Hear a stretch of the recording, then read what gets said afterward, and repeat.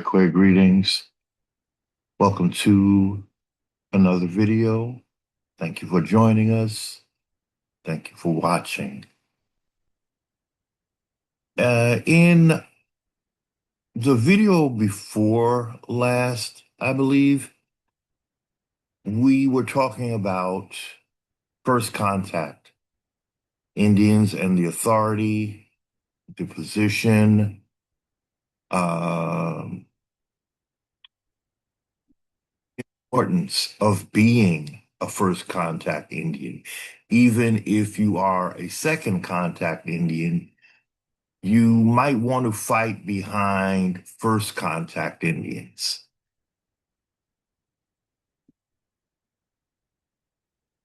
It is those Indians from which colonizer derived his standing. And so he is claiming those first contact Indians as if he are they, or as if he are the first contact. That's why he grabs it and kind of acts like it didn't ever exist because he's taking their place. Now, second contact Indians, if they act from their secondariness, they leave a space open for a thief to come into the house. Now, the big question is, do they want a thief in the house? And if so, why do they want the thief in the house? You see, uh, if we were to liken it to let's say, a family brownstone, a rather big family brownstone. So you have the Indians that live on the first floor of the house and they get broken into. Those would be the Algonquins. So the colonizer first meets Algonquins by breaking into their house uninvited. So he basically kidnaps one of the females in that first family home, in the first family's first floor, shall we say, of the brownstone. So he has taken over the house or the section of the brownstone, the entry, the main entrance of the brownstone. A thief has walked in, stolen a child, called himself marrying her, um, did some subjection ritual with the father who didn't even know what they were doing really, but knew that he did not believe in submitting to some foreign authority. So they did rituals, you know, to take the place of these first contact Indians. Then they create a status called white. Basically, after they have kidnapped the daughter and she has born lighter skinned children, they call those children that look rather pale or lighter, they call them white, while all the rest of her family gets called colored. So now you have a thief that has broken into the entry to the brownstone, and the Indians that live on the second, third, fourth, fifth floors, what they're supposed to do is jump in and say, wait a minute, you don't belong in this house. You see?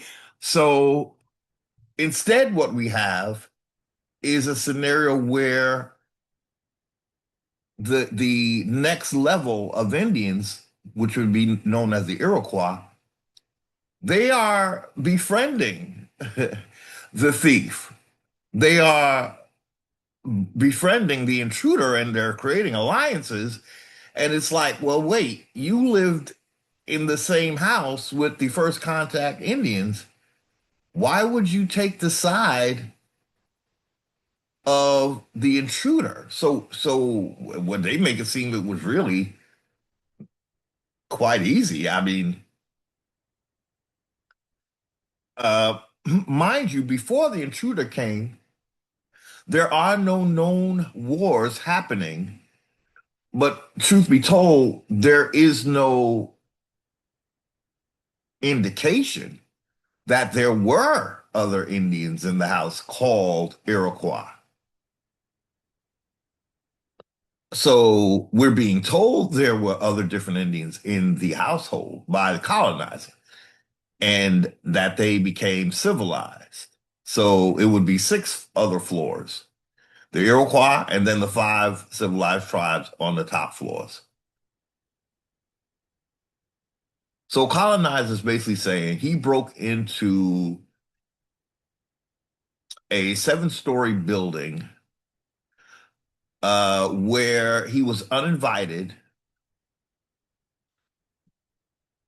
and the first set of Indians resisted him as they should have, but he made sure that they, in other words, they were significant enough for him to get progeny from, to have children with, and then to create a white status from. And when we break that down, it amounts to basically taking the place of Algonquians and then acting like, but then you can't use that name too much because these folks do not look like Algonquins. So they create a white status and they start calling the other Indians colored. The babies from Pocahontas that look white are being called white. But the rest of Pocahontas's family that don't look like that are not from John Roth, they are called colored. So a thief comes in and divides a house into colored and white. There's no such thing as Native Americans, but truth be told, there was no such thing as any other Indians for about 80 years was the count that we took when we did the math. And then colonizer finally runs into the first Iroquois because we ran into some weirdness and it really it kind of caught me off guard and I realized up this is open they're opening another can of worms. They're being kind of vague and you be a little bit well. Chat GPT said, well, we breaking it down like you asked us to, so we're going to keep it with the English. So that's why they didn't introduce the Dutch. So, but it left a big question mark, I thought, that we should look at.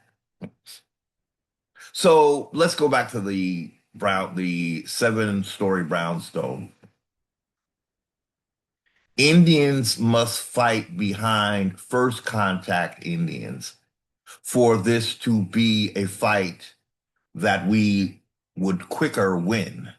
You can't identify as what colonizer made you because we can't trust that he's telling the truth. He's got us all psyched out, spooked out, and lied ridden. We're just ridden with lies. This is another reason why I don't see how a system like this can sustain on this land because it doesn't even want to tell us the truth. Like to begin to have a relationship, any kind of relationship, mind you, you must be able to tell the whole truth. And this system to this day, even after the repudiation of the doctrine of discovery, I guess a system like this says, well, we lived through one of those before. Let's just coast it out if we can, because there was some form of repudiation. But actually, no, that repudiation happened when North America did not exist. So let me correct that. But I guess they still can retroactively say, well, That repudiation didn't change anything for the South America area, so maybe this one won't change to the for North America. We have people saying that the government is insolvent, the government is bankrupt. Well, that happened when the North and South broke apart, and then they created a new government when that happened. You see what I'm saying? It wasn't that, oh, we're so broke, we're so broken, let's just retreat and go back home. No, they created a new corporation. Come on now, ladies and gentlemen, let's look at history, right?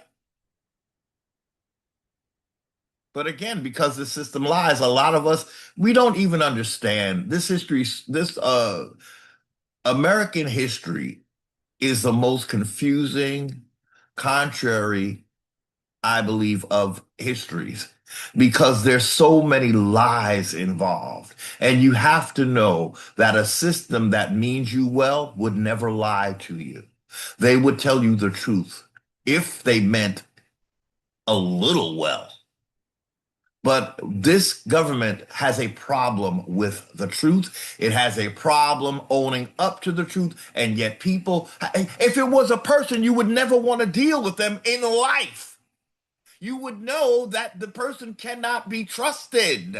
But we have people who are under some kind of spell. Yes, I'm hearing we don't mention names as much as possible because it's unnecessary smoke. There's a bigger fish to fry than dealing with delusional Indians by name. But I was a bit taken aback watching a recent uh, YouTuber who identifies as American Indian.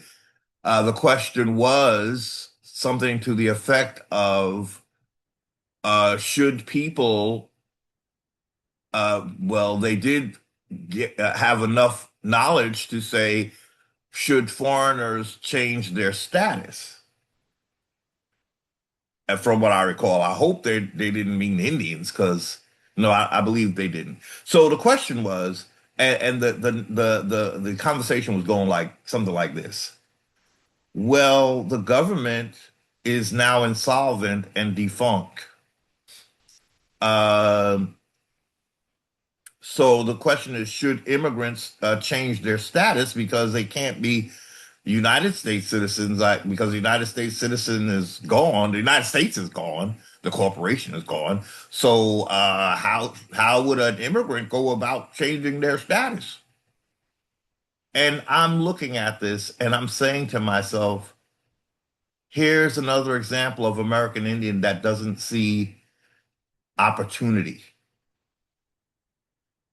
You're talking to foreigners on your land, allegedly, telling them you don't know if they should change their status, and there's no United States anymore, so I don't know that process.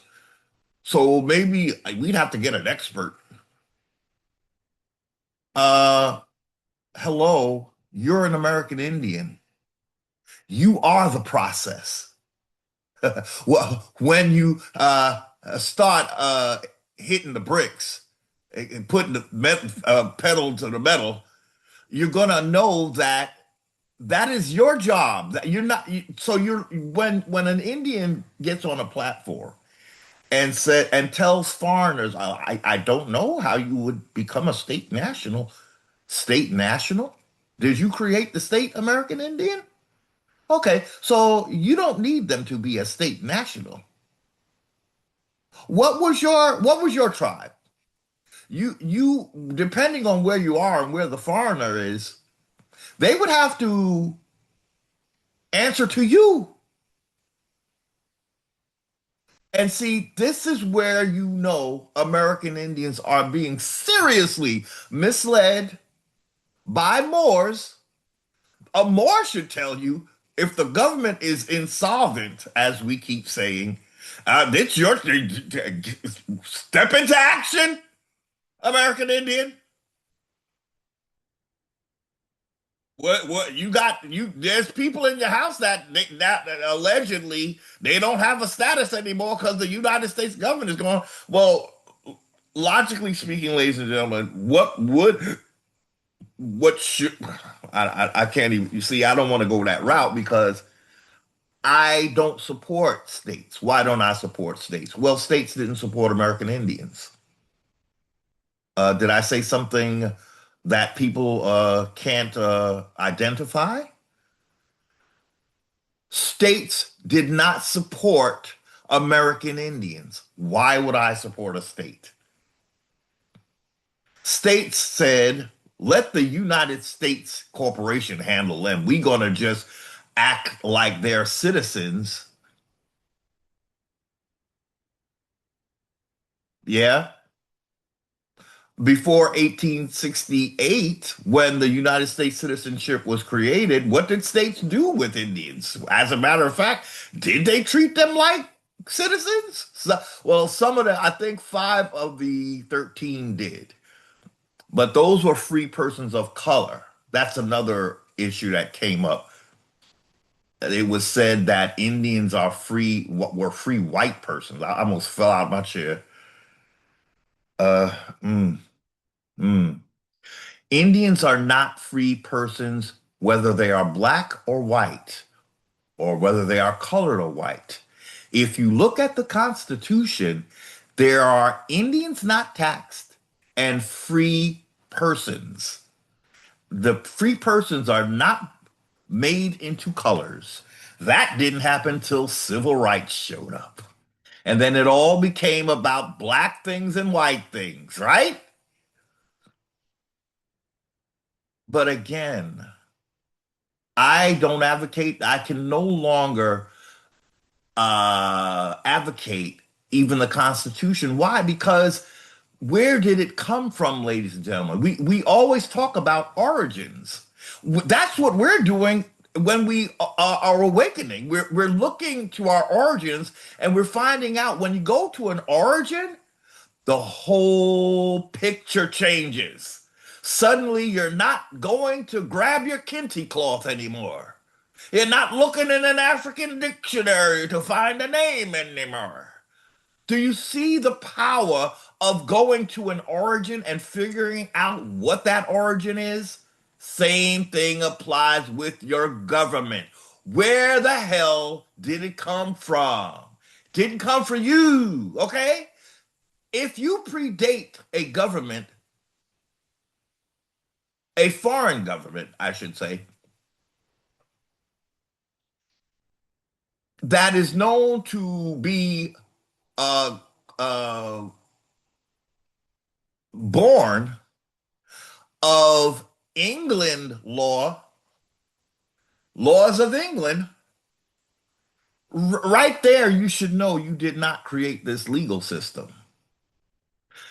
If your system of law is one where a president says he went to old English law to convict a certain journalist named Don Lemon of some kind of crazy shit that he did not do, then that shows you where your laws came from. They did not come from American Indian law. We didn't have this type of law, or this commercial type of law. Mind you, ladies and gentlemen, if we made our own laws, they would not focus on commerce. They would be more focused on a day-to-day, non-commercial. You see, the focus wouldn't be commerce, and what we have in this system is a system that is it they have a constitution that talks about regulating commerce. Uh, if we created our own system, it would be more about our relations with each other. Um, what I'm trying to say, it wouldn't be corporate. It wouldn't be corporate, which really corporate is more contractual. Uh, in other words, law it shouldn't be a series of contracts. You see what I'm saying? when the law is the law, you don't really have to contract into it. I mean, if you make the law, it's your law. It's not a contract. You see what I'm saying? Uh, Now a commercial system will will seek to make everything commercial, everything contractual. But when you make the law contractual, it's almost like you're saying you can opt to not go by the law if you don't do a contract. You see what I'm saying? Where law, I mean, they are very basic as well. They're very basic. And I think law, natural law, would focus more on criminal activity, like, stealing, murdering, harming, and though that's not really a contract, you see, it's if you did it, this is what happens to you when you do it. We try to be fair, but if that you don't have to sign a contract for that. It just applies. It will apply. It will fall into place. Whereas this system, it's almost like, I mean, what I'm saying is you don't want a system where it's almost like you have to sign in for the laws to apply to you. Now, we will say this: I guess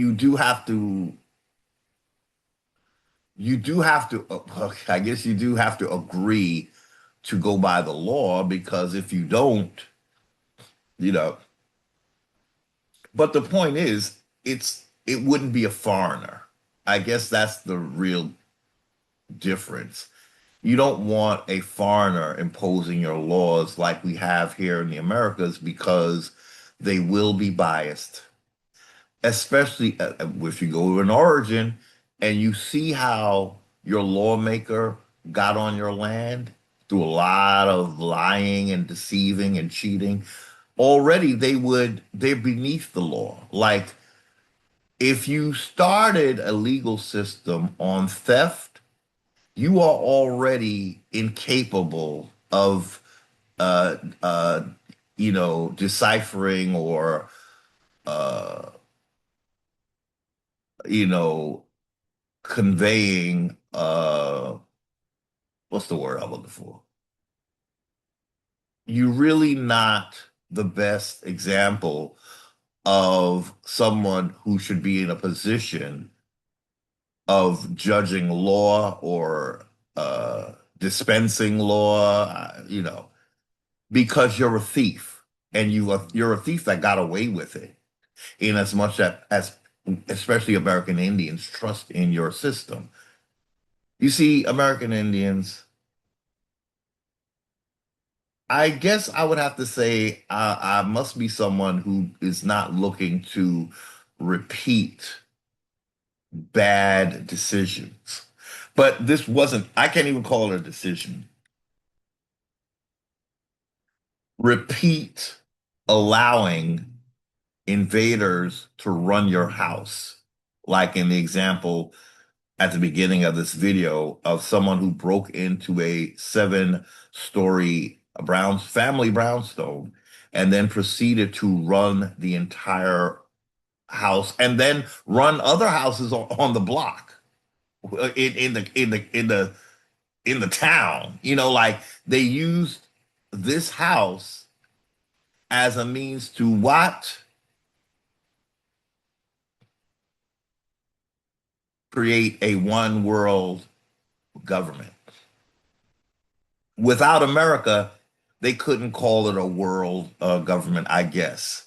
But America is such a centerpiece for this thing that it's kind of frightening, because it's like, you mean to tell me, with all your great history, you couldn't leave us alone because we were not part of your bullshit. We were not part of your religion. We were not part of your commercial Roman England, medieval system. But you're so Greek. These Moors, they really should have left us alone, ladies and gentlemen. I think they had a better thing going when they didn't know about us, or they convinced the world that they were the only people on Earth. They should have just left it that way. But the Moors are so covetous. They couldn't because they knew about us, you see? So they couldn't sit their asses down. They couldn't. Their little silken robed asses. They couldn't sit their little silken dresses asses down, yo. They were like busy little uh booty scratches in silken gowns and stuff. Uh, just I don't know, slumming. I just think they were like slumming, you know, around the world because they had riches from America, right? Telling people that they was going to India. People, where that at? Oh, we'll tell you one day. It's a secret place right there. I had people thinking that they were going to that peninsula in Southeast Asia, that peninsula in Hindustan. So I think that's why they had people in awe about India. But when you go to India, isn't that where Calcutta is? And it's like, well, this is where you was coming to get all your fabulousness? Well, not exactly.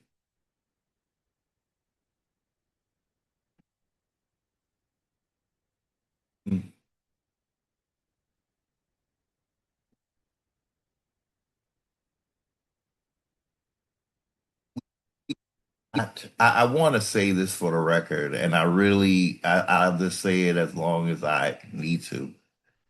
We were not on good terms with the Moors, ladies and gentlemen. I don't care what they tell you. You could see it in the way they approach religion. Um, I was watching, but now I don't even know the guy's name. Uh, let me see if I could trying to give an example of someone that kind of represents a Moor and how we might feel about that mindset. It's tricky because Christians are very, prone to to I think fall for Moore's bullshit because of the religion. So what's this guy's name?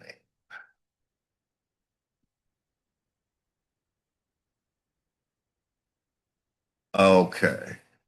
This guy named what's his name? Jesse Lee. Jesse Lee. Is that his name? That's actually his name. Uh, I compare him to a Moore because Jesse Lee, he he he's a many splendid thing, right? He has a sort of oversimplified view of the Abrahamic religions and Christianity. I guess he's a Christian. And he he's like the way he uh conveys this, it comes off to even other people of color as a bit of a offense. And it's in his case, I think he just enjoys being well, I guess he thinks he's profound in his sort of I don't know, denial of his own skin folk, so he reminds me a little bit of he's a little bit over the top with it, but that's what I see when I think of someone who's of a Moorish, very religious, to the point where you don't, it's almost like you're against your own people, because as you know, he calls his show the fallen state. So in his mind, he sees people, basically American Indians. I should just call us what we are, right? He sees American Indians in a fallen state. Well, the first thing is we didn't bring states here, so they came fallen. We just fell into them, uh, unwillingly. I have to say, we didn't name these states, ladies and gentlemen. That's another thing. People really got to understand. In my house, I call the shots. You see, someone can't come into your house and start renaming things. I say, for instance, your pets or your children, your family, you. So that's the power of naming something. And when someone else names you, like how colonizer renamed uh Pocahontas. Now again, we gotta kind of try to get on our P's and Q's. Pocahontas had another name that was actually her real name, but the colonizer renamed her Rebecca. And so a colonizer has an agenda in his naming, and it really is taking an authority. He tells you about it a little bit in his Bible when the man that he creates, Adam, he has him go around and rename everything. You got to remember, Adam was new to the world. He wasn't the first thing, right? It's the Moors telling you about the first dream other race guy they created. That was that was their baby.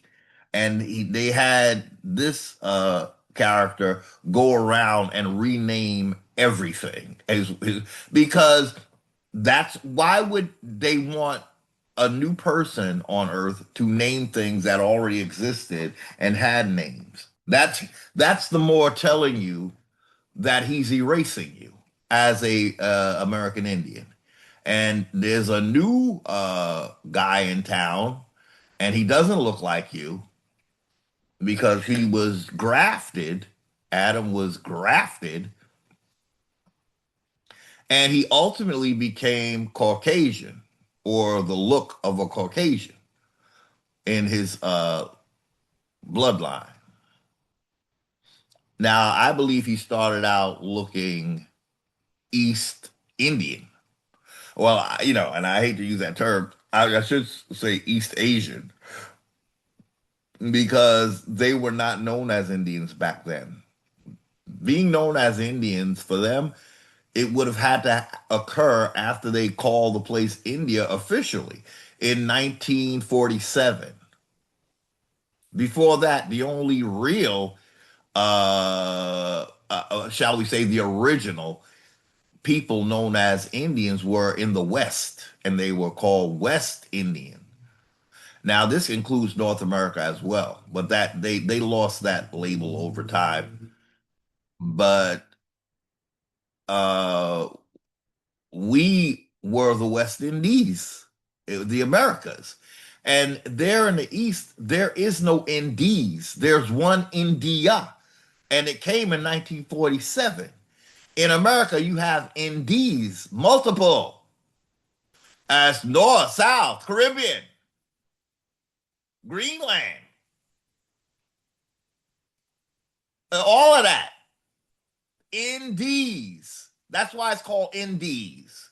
But they try to make that apply to India.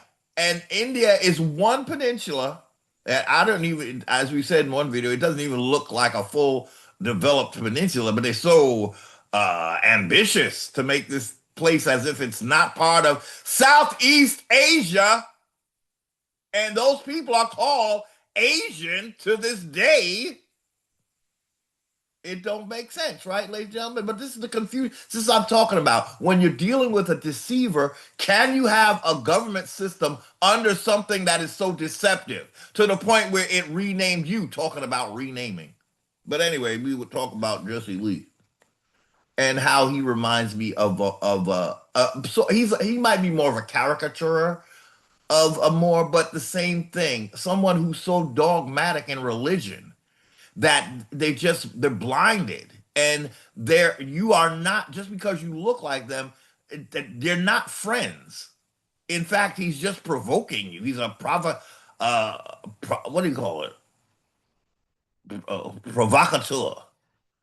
He just, and again, I say he's more of a caricature of a Moor, because Moors are more subtle. They don't, they're not, they want to befriend you, but at the end of the day, they're all about this religion, and they truly believe in it. And to each his own. But the problem comes when they are, see, you can't have someone who is so convinced that he is you. In the meantime, or the meanwhile, he he's pushing a religion that you know nothing about. So you say you're me, but even the God you're worshiping says I'm less than you. So you're coming to me as if you're going to upgrade me. And I'm telling you, I don't need your upgrading. And that's why I know you're not me. Again, the evidence in the blood, O negative. Now, the more wiser of the Moors will claim O negative blood. O negative blood does not receive O positive blood. But this Negro, you got something he want, right? It's called your land and your identity, right? So he's gonna tap dance around the fact that even his bloodline can't handle you without trying to kill you off, make you over. Your blood can't even handle me, bro. I can handle you. You're the one that can't handle me because you're the negative. You're the negative. The more is the negative. That O negative blood, they're saying, is from the Basque of Spain. That's where the Moors were. Okay. And they claim, from what I can tell, this is something that they are claiming, this O negative. But again, there's a message in that blood. And the message is they don't do old pot. You could look like them all you want, and they can lie to your face like they do. But the bottom line is, even our blood fights. Well, I should let me correct that. Your blood fights me. That's why you have, but yet you're the one who's trying to be me. So you have the problem. You have the crisis. You know, the blood doesn't even get along. O negative does not get along with O positive, ladies and gentlemen.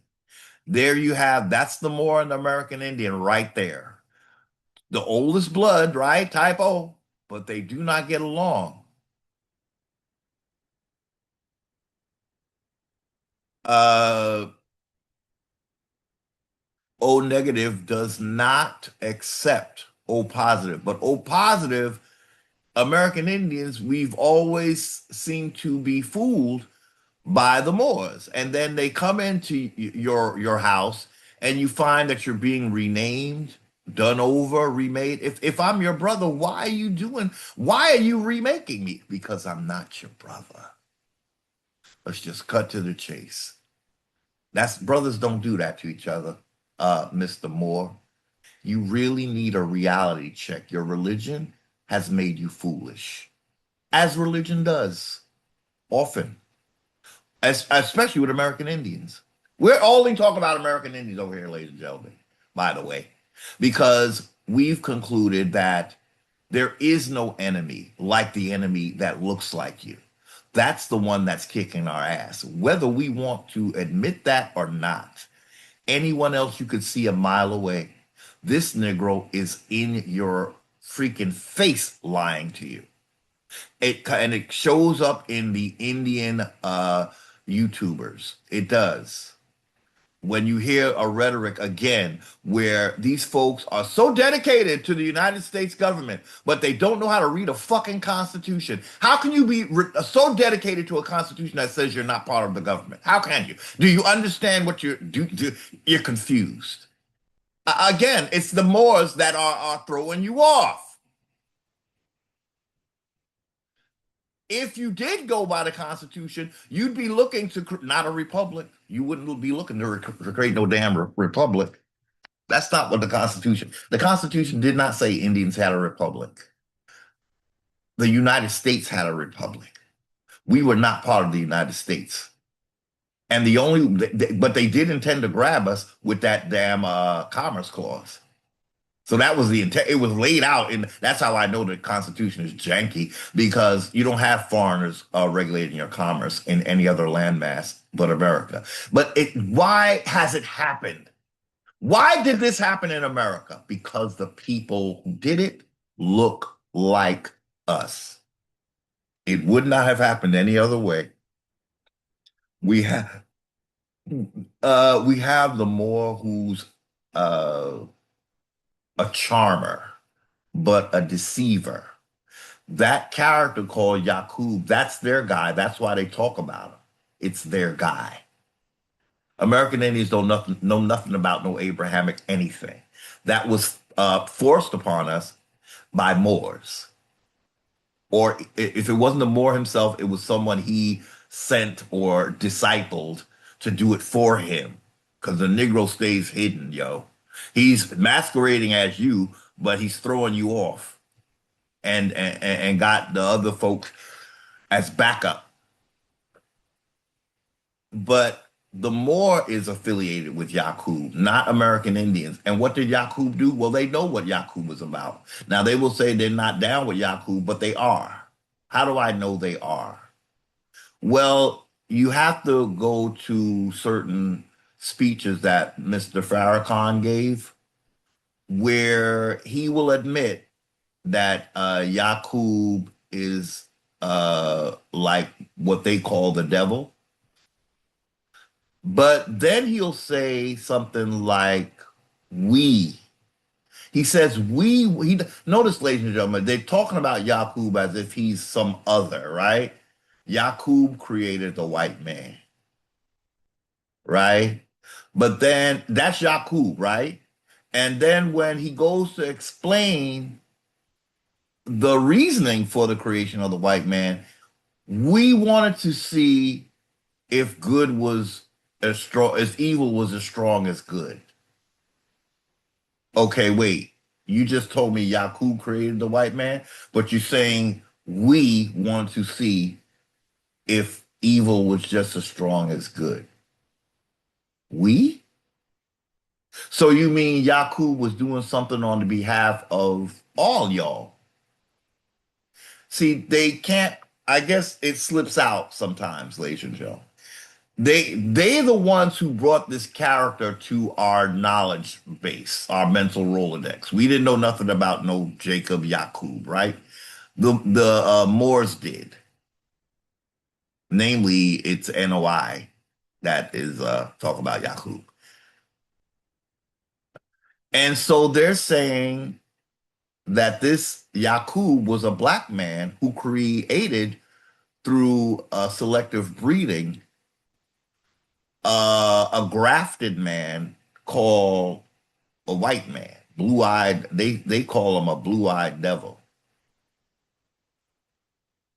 But then this devil is doing the bidding of you, because then you said we want. Now it can't be included in American Indians. Again, American Indians don't know nothing about no Abrahamic characters, because that's not our tradition.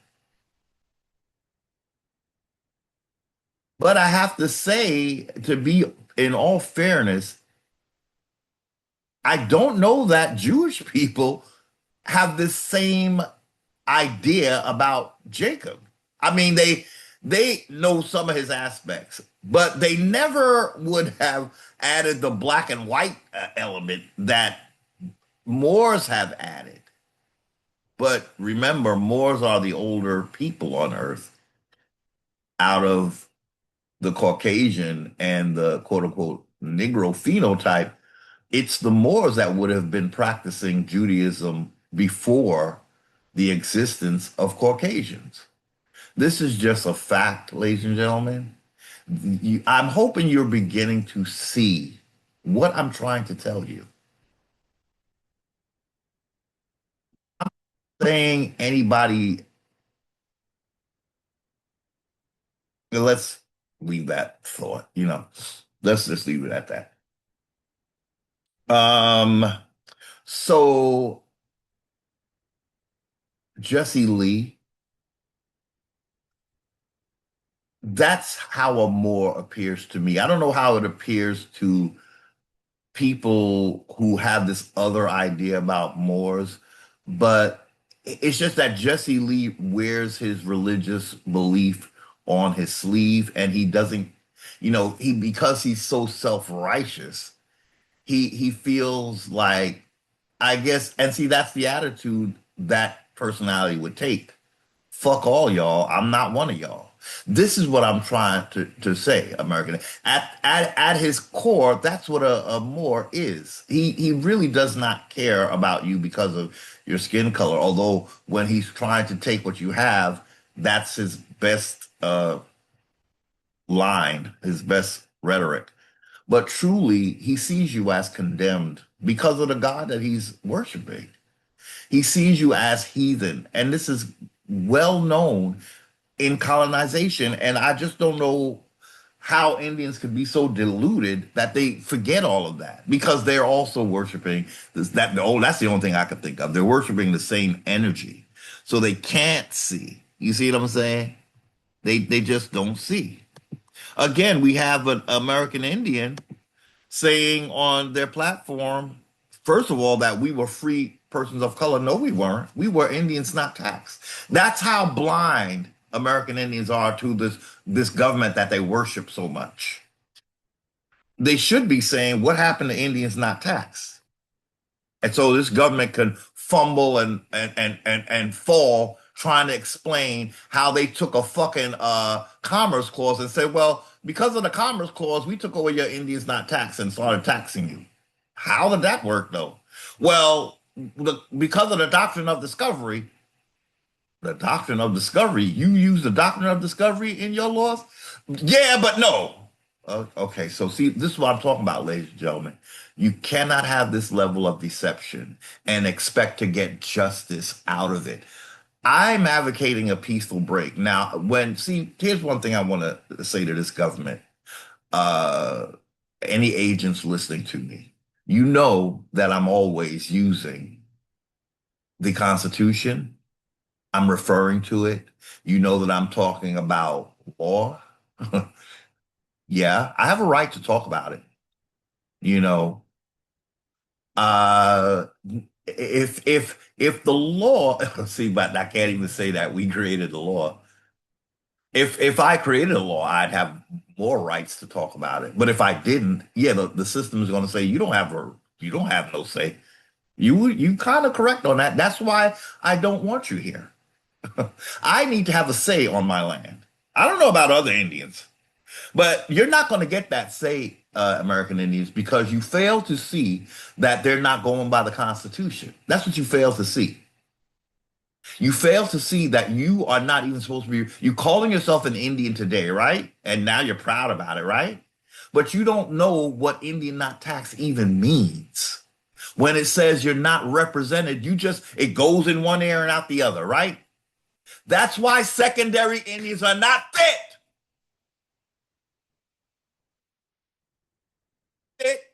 If they try, don't even read the Constitution because they don't see that it's being interpreted and they're going with the interpretation. But the interpretation is based on, wait, not just the interpretation. but I'm, for as a figure of speech, it's all being dictated by the doctrine of discovery. This whole entire government, everything about it, and I do mean everything. How so? We say this all the time, but we're going to keep saying it.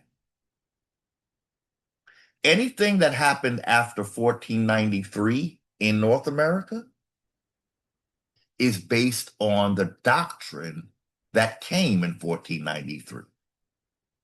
What did that doctrine say? If you find any people who are not Christians, you can take them over, steal their land, convert them, make them your perpetual, Dumb Diversus says, perpetual slaves. When they came here, they came to take, not to ask, not to partner. Moors don't partner with American Indians. They changed the American Indians' identity into Moors, and then they take your country. Got it? Dan now?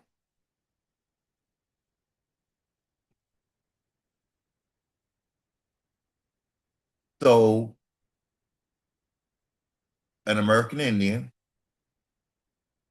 or trying to be one, I don't know, gets on their platform and tells the immigrants, well, I don't know how we gotta get somebody to who's an expert on these things to tell you if you should change your status. Wait a minute, you're an American Indian, aren't? Isn't that your job?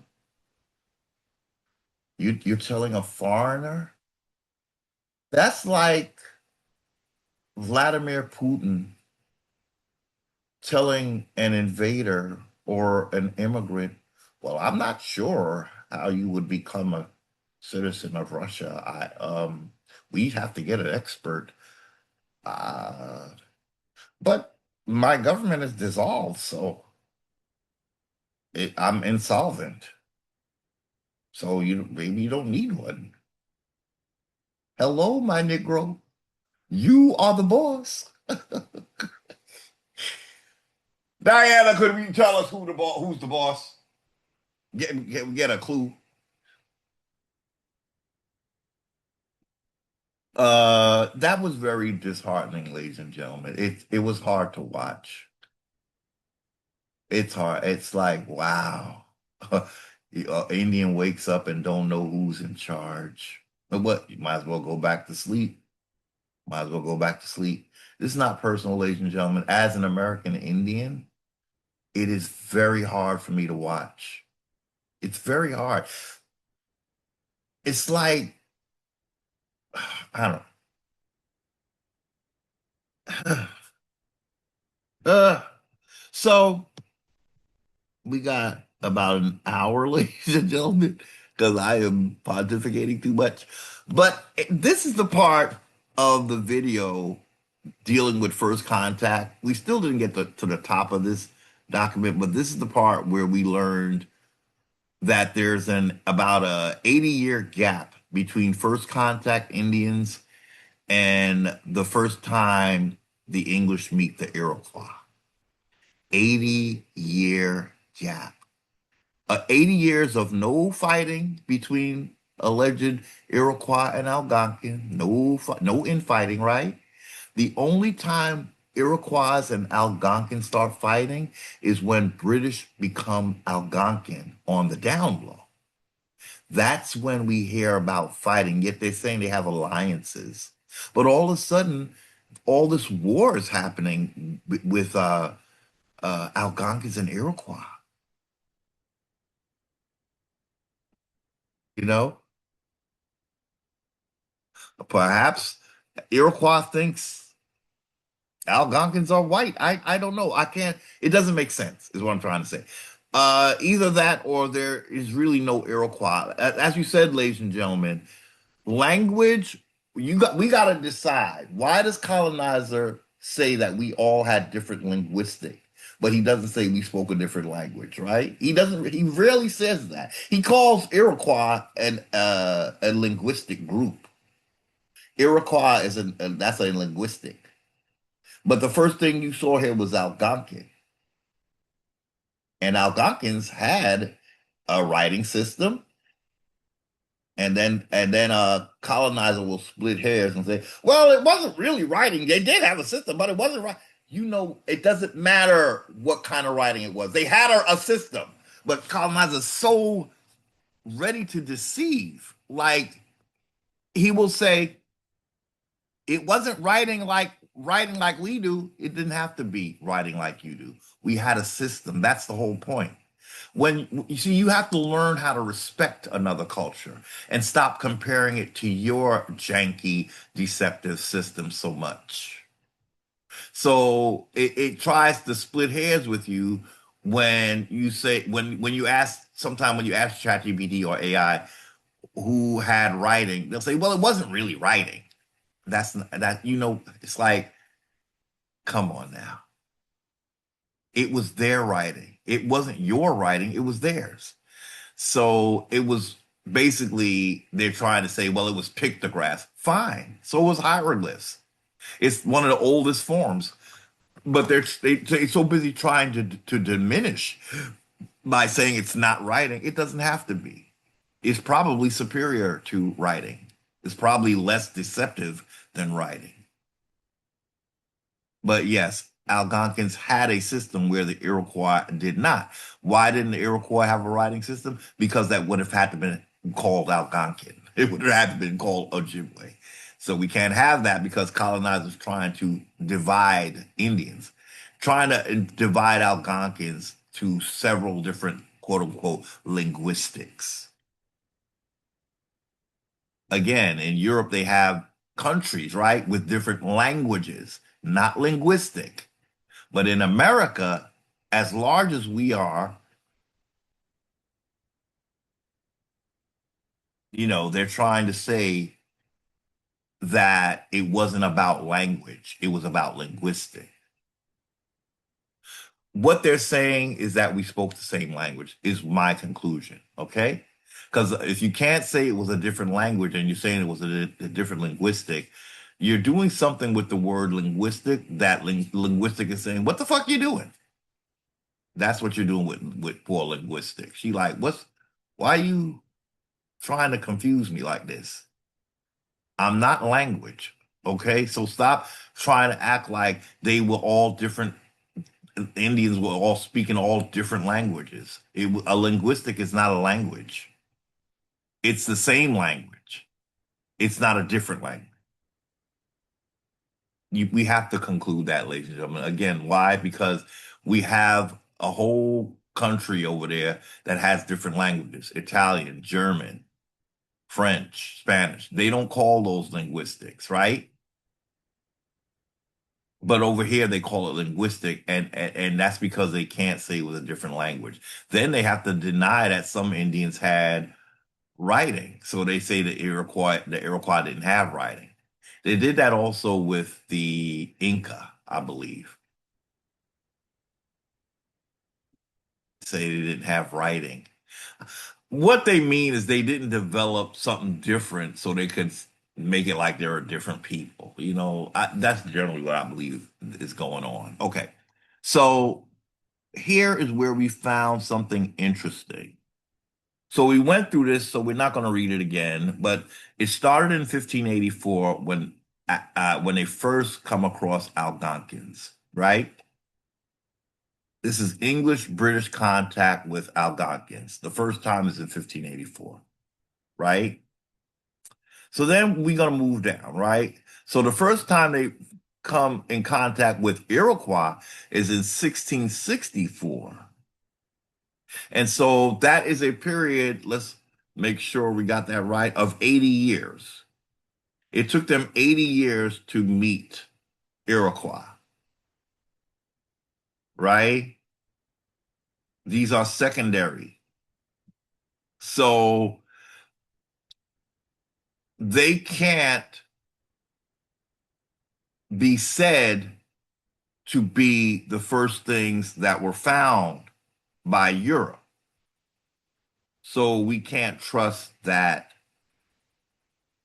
they really, you know, are.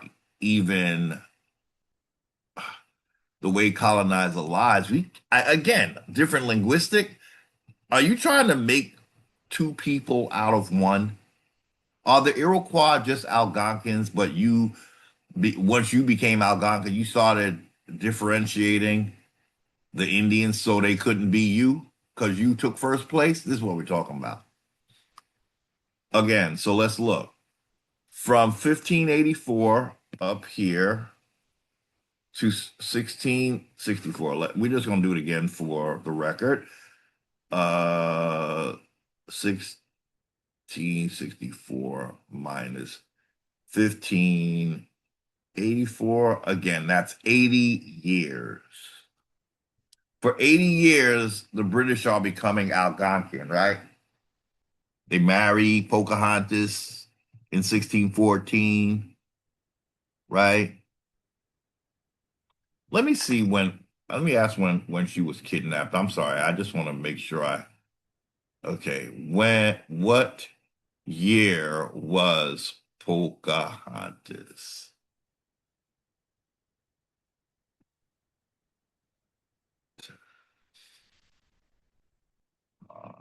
Pocahontas kid, kidnapped. Oh, 1613. Ladies and gentlemen, she was kidnapped before she got married.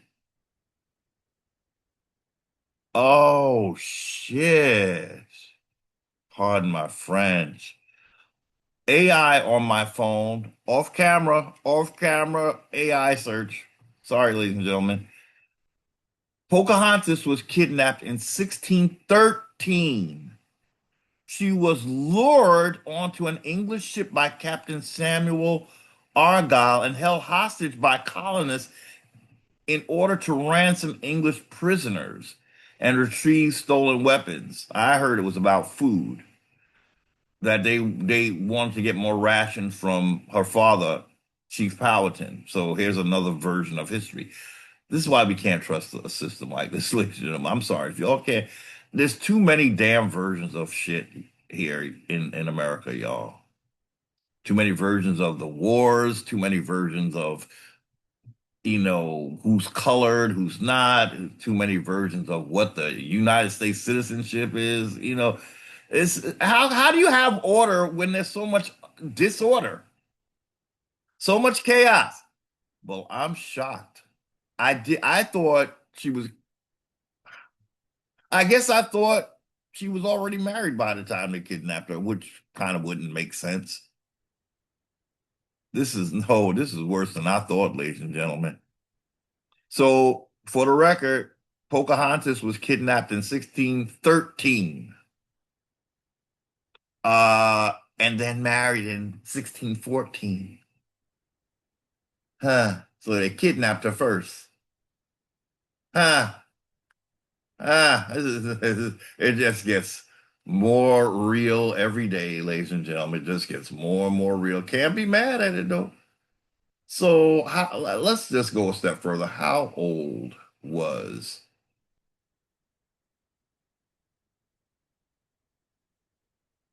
what you got? I just want to see. 13 years old. Around why? Wait a minute. Pocahontas was married twice in her life. Oh shit. First marriage. Oh my gosh, y'all. Ooh. Ancestors are giving today. They are serving today. So this is AI overview, ladies and gentlemen. Pocahontas was married twice in her life. First married around 1610 when she was roughly 13 years old. So she married an an American Indian, they call him Native American, an American man named Cocoon, Kocoum.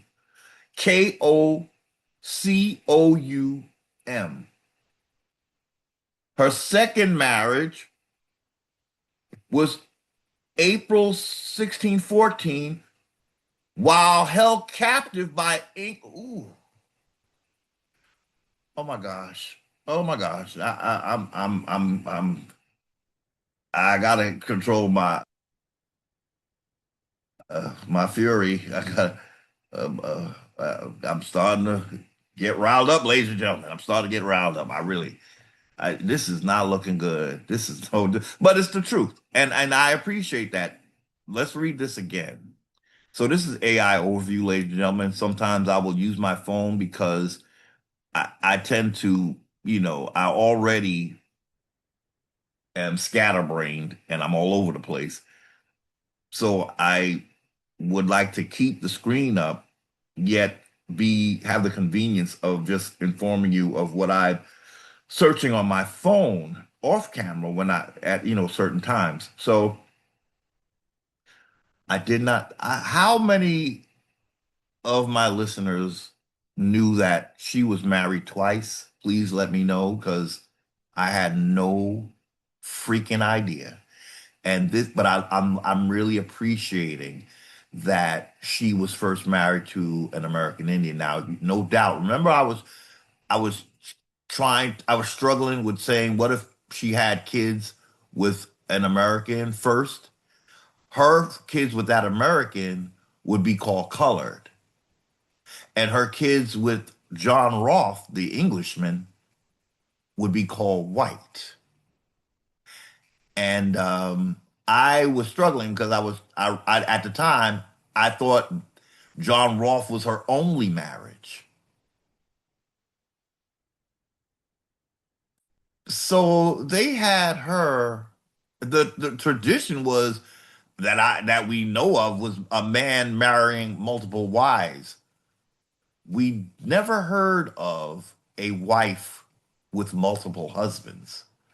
Was this wedding even legitimate, ladies and gentlemen? Like, you would think the English being so pious, so fucking biblical, but see, this is it. They did not respect us. And this is what American Indians don't understand about continuing in a system like this. It's a curse to you to do so. It's a shame on you to do so. It's not a look for a people.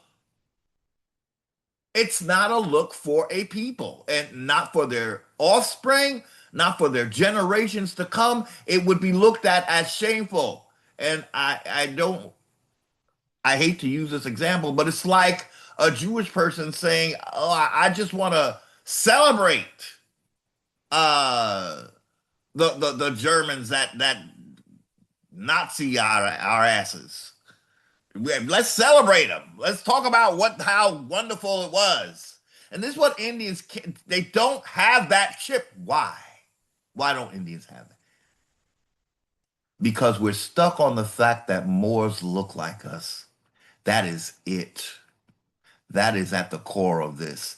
When you ask yourself, how did Americans become so silly for colonization? How did they get so foolish? Because the person that was doing it to them and encouraging them in this looked just like them, and we trusted them, and we continue to do so. They're advising so many Indians these days, ladies and gentlemen. People that I actually had, respect for. I come to find out they was being advised by Moors. I'm like, whoa. They just know where to go, right? They.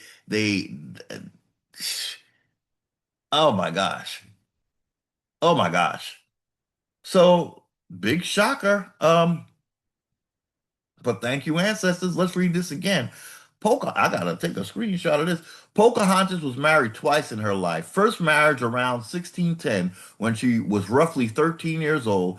She married a Native American. American Indian is what they mean, y'all. Native American didn't come. This is 1610.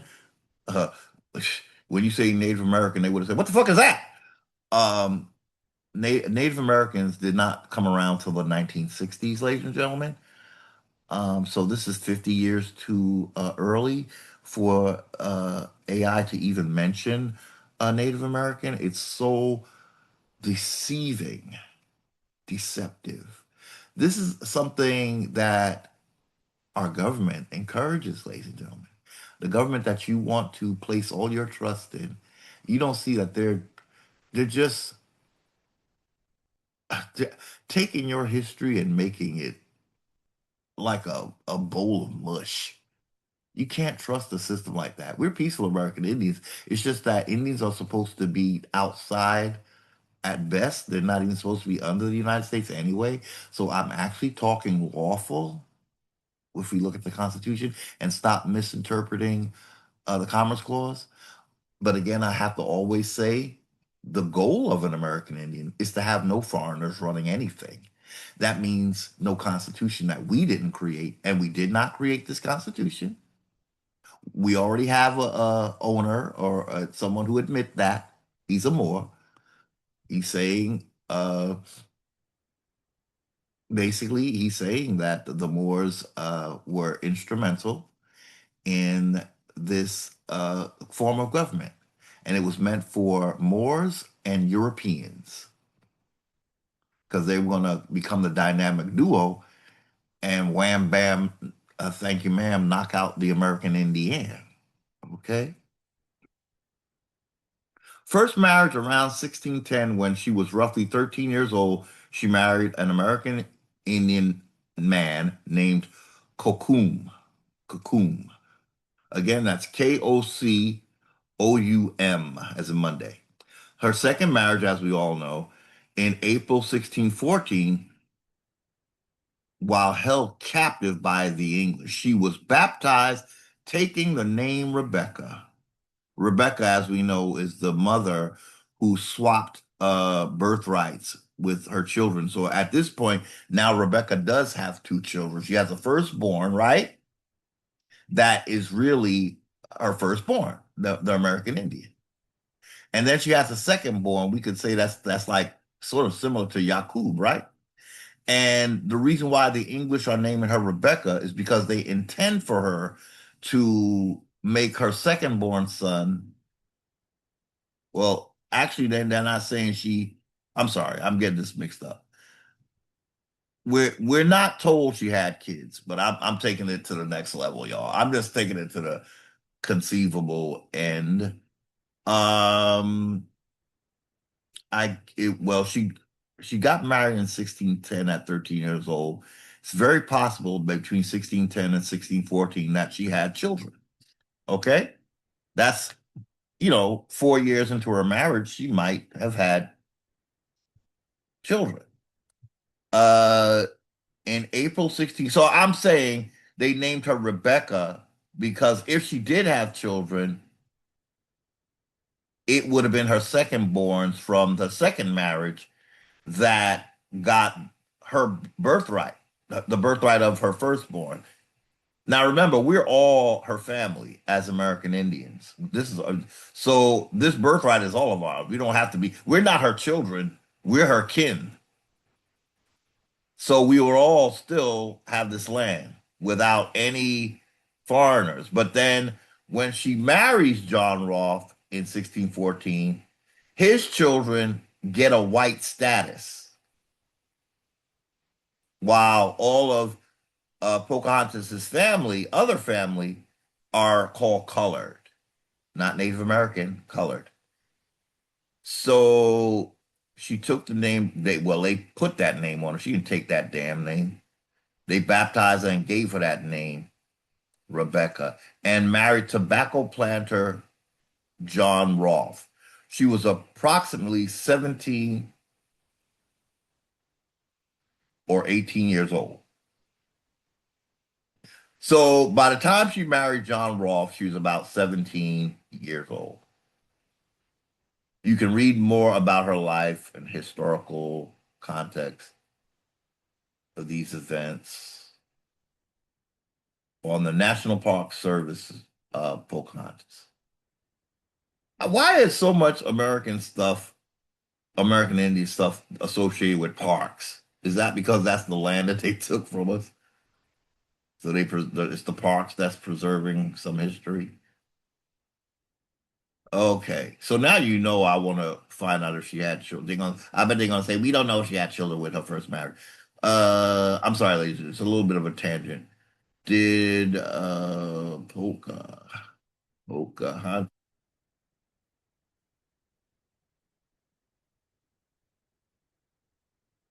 first first husband? It would only make sense if she gonna say they don't know. I bet that's what they're gonna say. Whether Pocahontas had children with her first husband, Cocoon, is a subject of significant historical debate. There is no surviving English colonial paperwork confirming any children, but Native American oral history strongly maintained they did. Oh, American Indian oral history strongly maintained they did.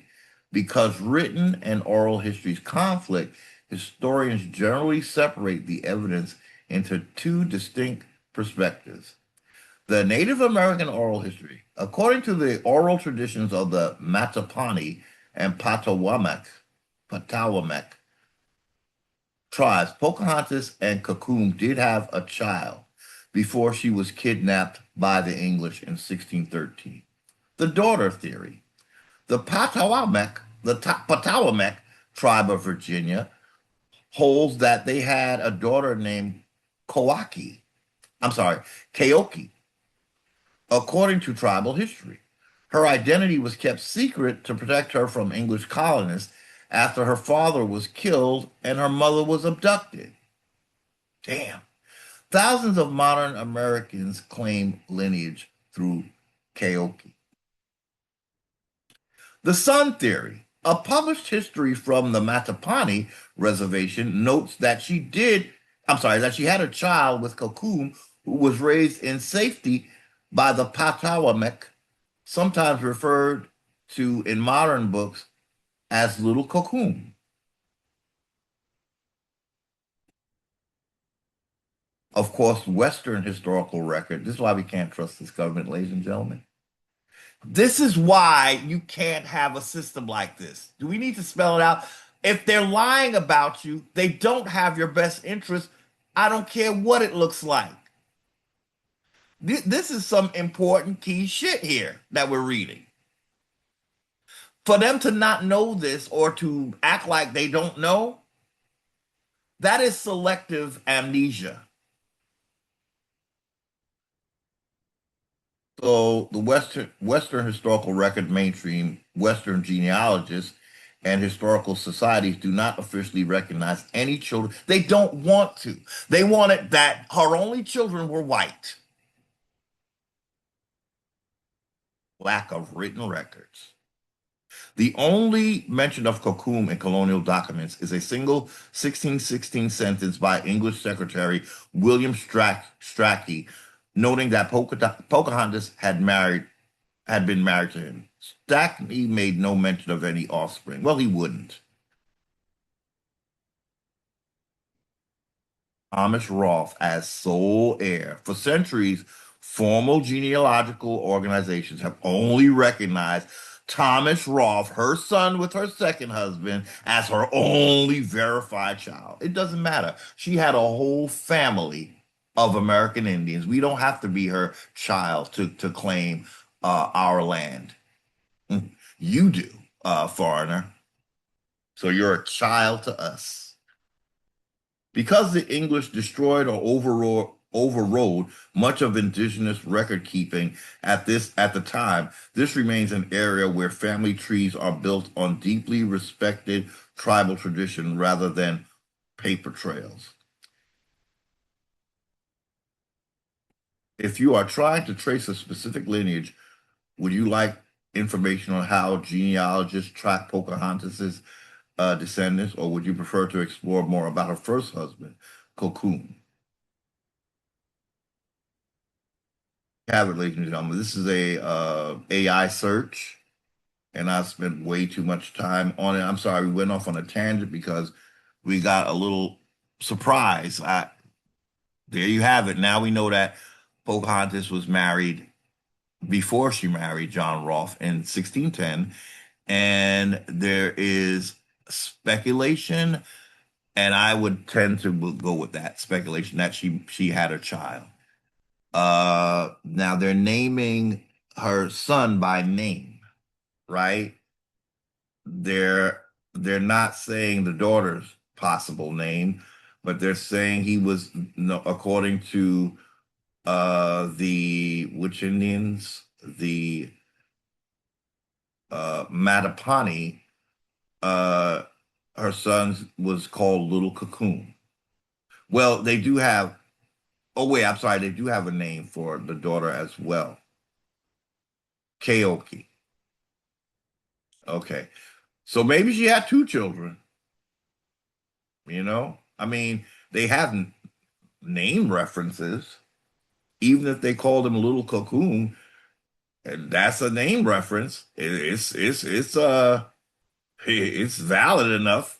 A lot of times the first boy will be named after a father, right? Like I was. Well, they attempted to, but they got my middle name slightly wrong. So I'm not exactly a junior, but I'm named after my father. Um, okay.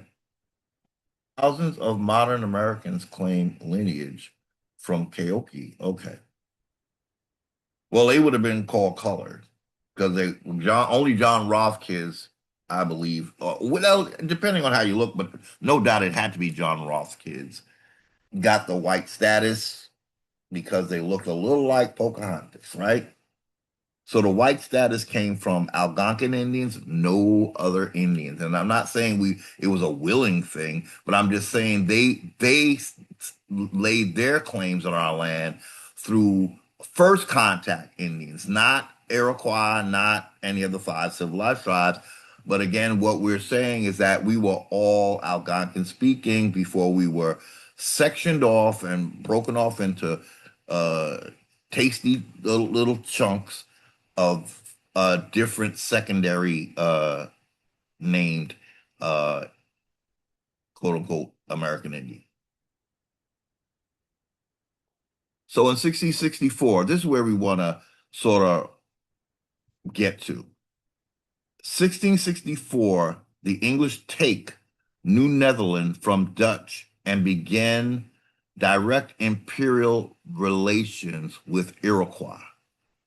So when I read that, it made it seem to me that the Dutch had something to do with the Iroquois. So, so we want to just stop there and look a little deeper into what, how did the Dutch, what is going on here with the Dutch and the Iroquois? Okay, because it sounded like the English took New Netherland from Dutch and began direct imperial relations with Iroquois. Now, the thing here with me is that the first thought I had was the Dutch are European. Oh, I recall now. They didn't mention the Dutch because I was speaking of British contact. So I guess the question would have had to have been what is first European contact, and they're going to say Dutch. But my point in going a little deeper is I wanted to clarify because this to me when I read this at first, it made it seem that the Dutch got land from the Iroquois, so I wasn't sure about it, and so this leads to this: the Dutch acquisition of New Netherlands. So we did a search today, and we just want to first we want to see if we can. Oh boy! So let's just look at this. How did the Dutch obtain New Netherland, and from which Indian tribes was the question. I don't know if we're going to get to all of this, ladies and gentlemen. Chat GPT said, the short answer is the Dutch did not obtain New Netherland from one single tribe. New Netherland was a Dutch colonial claim established through exploration, trade alliances, military occupation, That doesn't sound good. And numerous transactions with different native nations between about 1609 and 1664. The interesting thing about this, ladies and gentlemen, is that King James had already claimed Virginia in 1607. So I guess this is a little weird to me, you know? I guess they're just trying to say the Dutch weren't as greedy as the British nobility. So that's from the New Netherland Institute. How the Dutch claimed New Netherland. In 1609, Henry Hudson explored the river later named the Hudson River while working for the Dutch. Okay. Still, this is after British. Let me just do a quick off camera. I just got to be sure, ladies and gentlemen, when did King James get when did King James, off camera search, uh, charter Virginia?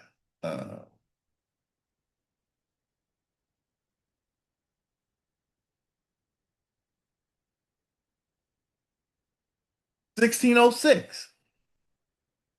King James the First granted the first charter of Virginia on April 10th, 1606. The document officially chartered the Virginia Company of London as a joint stock venture. It authorized investors to colonize and exploit a massive swath of the North American coast. No, no, no.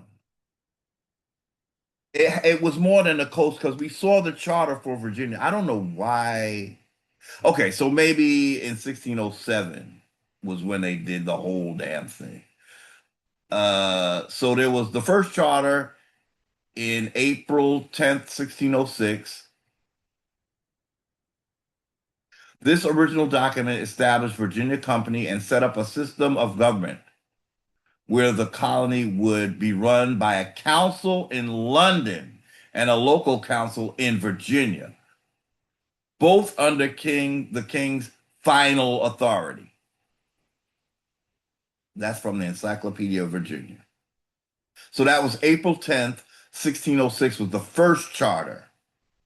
The second charter, May 23rd, 1609, now we're in this time frame with the Dutch. So maybe King James had the Dutch coming here because he got the charter, and we saw that Virginia was the whole freaking United States. But they don't have 1607, but that map we saw said it was from 1607. It was the whole United States area was called Virginia. Second charter, May 23rd, 1609, this charter reallocated power away from the king's personal oversight, transferring corporate control directly to the Virginia Company's council and creating the role of a single governor to run on site. The third charter, oh my gosh, was March 12th, 1612. This updated expanded Virginia's this update expanded Virginia's official boundaries eastward into the Atlantic Ocean. What? And this allowed the company to claim the islands of Bermuda. Okay. So they went into the islands in March on March 12th of 1612. So there's three charters, but I know the one we looked at said it was 1607 to about 1609 that it was the whole freaking United States, y'all. So it it's interesting because I did ask Chat GPT when the English got here, and I don't know if they Well, they said 1584. Okay, so that's good. 1584. Okay. So so they're saying the British took uh New Netherland, but didn't the British already have New Netherland? It's you see what I'm saying? If they had a charter in May 23rd, 1609, but really the first charter was April 10th, 1606. Didn't they already have New Netherland, ladies and gentlemen? So this part is not making sense. Maybe after I finish the video, it'll hit me then. But right now, I don't even, it seems almost, I don't even know why we're talking about the Dutch because it seemed like the British already had New Netherland. Turns out New Netherland is basically includes Brooklyn, Queens. I was shocked, y'all. This whole, I guess, tri-state five borough area was basically New Netherland. Mm, yeah. In 1609, Henry Hudson explored the river, later named the Hudson River, while working for the Dutch. Dutch merchants, number two, established trading posts along the Hudson and began the fur trade. In 1621, the Dutch government granted the territory to the Dutch West India Company, creating the colony of New Netherland. That's in 1621. So it's basically King James started to give away, I guess, or sell parts of his company, right? The Dutch, number four, then acquired various tracts of land through agreements with local native communities while also asserting. Now, mind you, ladies and gentlemen, he didn't really need these agreements because King James is the one that basically sent him here, right? So he's just playing with the Indians. This is all play, play. Because Europeans are under the impression that the doctrine of discovery said this is all there. So their God, which would be Satan to us, right? Basically said, this is all yours. Now go play games with these foolish Indians, thinking that you their friend because you look like them. The Dutch then acquired various tracts of land through agreements with local native communities, while also asserting a broader colonial claim over the see, there's what I'm talking about. Asserting, how do you assert more than what you were given? You see? Colonial claim. That's coming from the doctrine of discovery, ladies and gentlemen. These claims they keep making.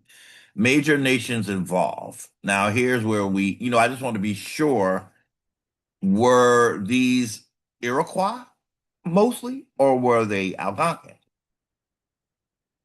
So, as you see, major native nations involved. The region is Manhattan and Lower Hudson.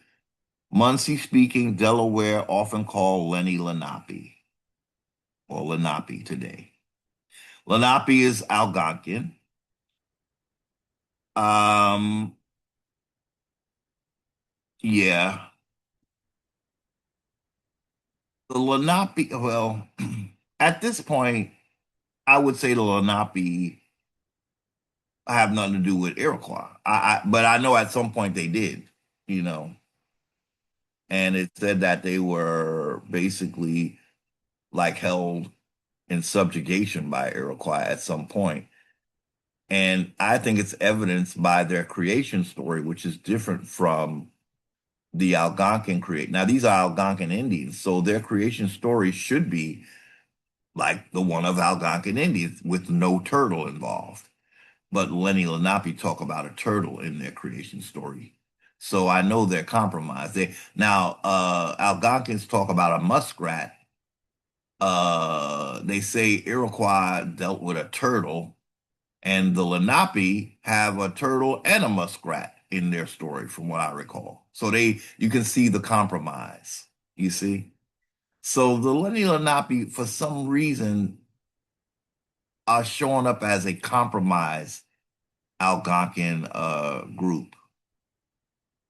you know, and they're also showing up as what I think is they're not one of the civilized tribes, but I think they act like civilized.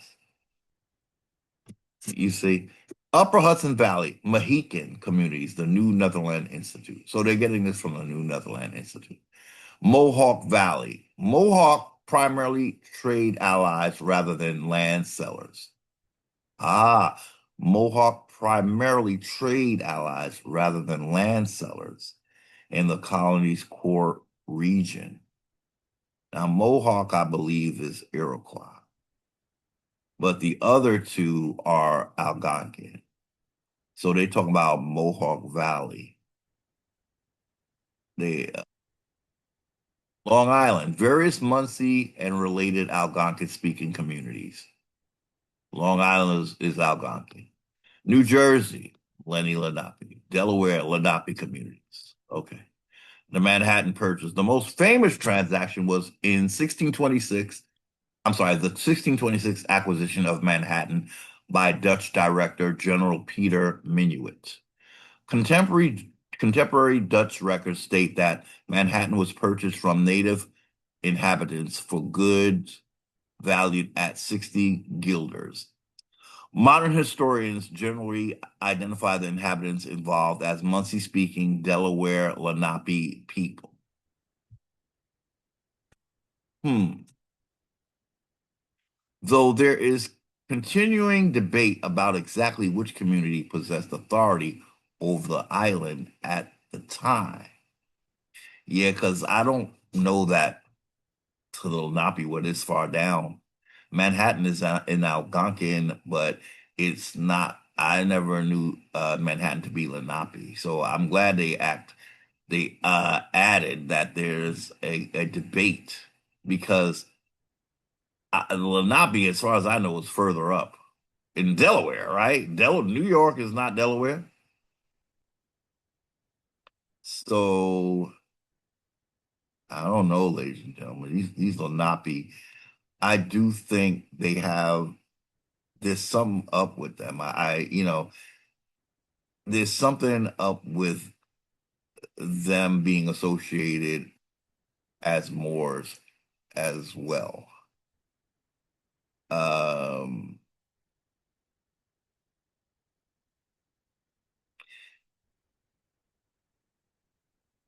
hmm. I kind of want to say that they may be the weak link in the Algonquin you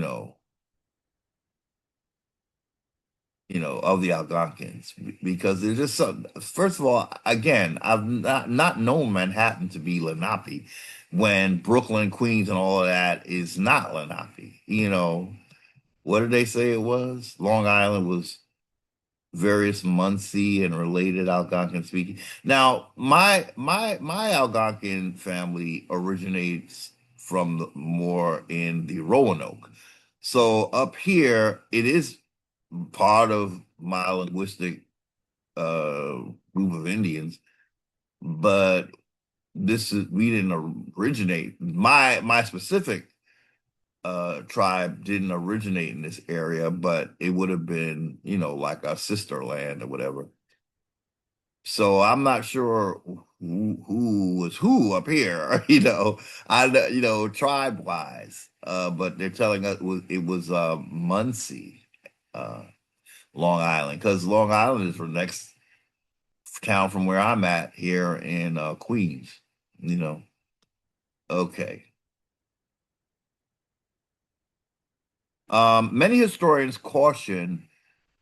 This is an important historical note. Many historians caution against interpreting these transactions strictly through later European concepts of absolute land ownership. Yeah. See, they knew the land was theirs and they were just playing with the Indians. They knew the land was theirs and they knew that they had to get rid of us. That's why they misclassified us. Dutch legal documents treated the agreements as purchases of land title, while native communities may have understood the arrangements differently.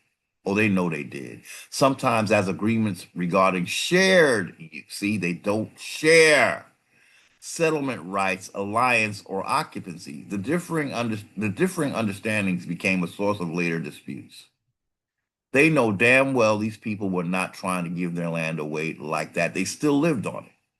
So they weren't trying to give it away. And the Europeans knew this, but the Europeans also knew that they had the doctrine of discovery and they're going to make it happen in the name of their demonic deity, the one that Christians are worshiping now, among other of these uh, three religions. If your interest is specifically which tribe sold New Netherland, no single tribe sold all of New Netherland. Well, they make it sound like the British came and took New Netherland from the Dutch. Okay. But they're saying that was so, I don't, so no single tribe. Okay, whatever. I mean, it made it sound like it was one fell swoop, but I guess they're saying this is all different Indians involved, but they were all Algonquin mostly. The principal native peoples from whom the Dutch acquired land in different transactions were Muncie, Delaware, often called Lenape today. But what is Delaware doing down in New York, though? It's just something's not right, ladies and gentlemen. Lenny Lenape's acting like the Iroquois, you know, partner. Unami, Delaware communities, Mohican communities along the Upper Hudson, various Algonquin-speaking groups on Long Island. Other local communities in present-day New York, New Jersey, Connecticut, and Delaware, depending on specific tract of land involved. If you would like, I can also provide a year-by-year 1624 to 1664 showing the major Dutch land purchases, the native signatories, the location, and the surviving documentary evidence for each transaction. I said, please do, but please also indicate which tribes were Algonquin and which were Iroquois specifically. Certainly, Chat GPT said. One important point before the table: the Dutch encountered and dealt with both Algonquin-speaking people and Iroquois-speaking people. But the vast majority of documented Dutch land purchases within New Netherland were from Algonquin-speaking communities. Okay? So they got to throw in the Iroquois, but they're saying, but the vast majority of documented, ladies and gentlemen, this is what we're talking about, documented Indians. When colonizer first comes here, he is documenting meeting Algonquins. It's the first documents, or shall we say, the first documented. Later on, we can't trust colonizer to tell the truth, right? So we have to take our Algonquin identity because that's the one that's really the one that with a colonizer saying, yes, these are the first people I saw here. The other ones, I'm going to say they were first. I'm going to treat them like they were first. Why are you doing that, colonizer? Well, because I'm going to be the new Algonquin in town. See, we got to grab that Algonquin from the colonizer. That's the strategy here, ladies and gentlemen. In case you want a straight up answer, why are you saying we have to be first contact Indians? Because we're going to beat colonizer at his own game. We're going to say, out of the two of us, the authentic Algonquins are us. We want our land back. We want our resources. We want you to go back home. There's nothing really unlawful about the owners of a home telling the thief to leave. But with a system like this, they will make it like that's a crime. Right will prevail over might, ladies and gentlemen.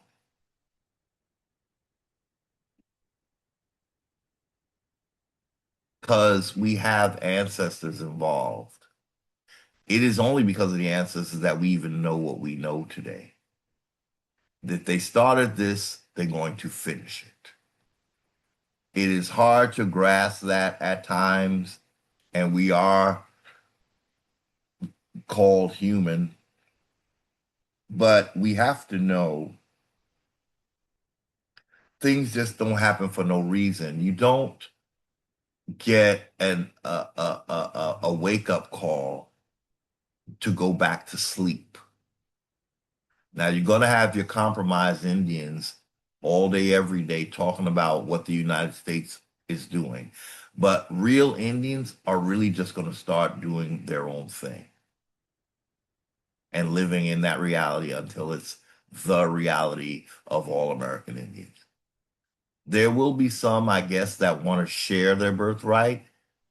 We've seen a history where we're dealing with people that don't share, but these Indians still believe that somebody wants to share something with them.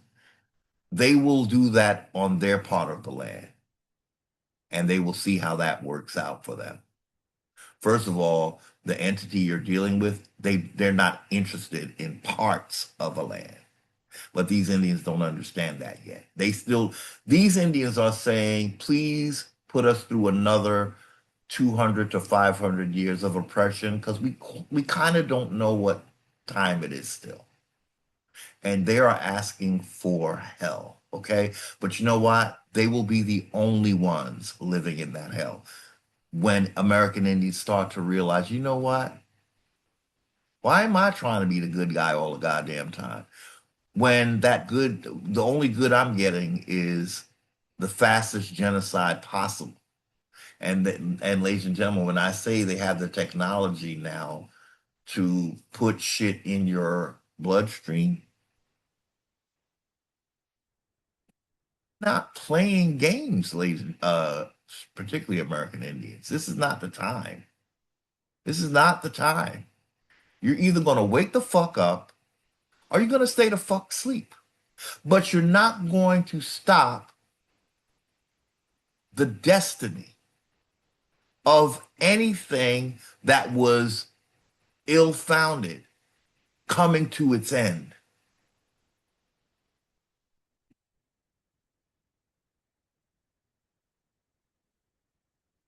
Really need to stop listening to those amongst you who's trying to tell you that a republic is the way to go. It already failed.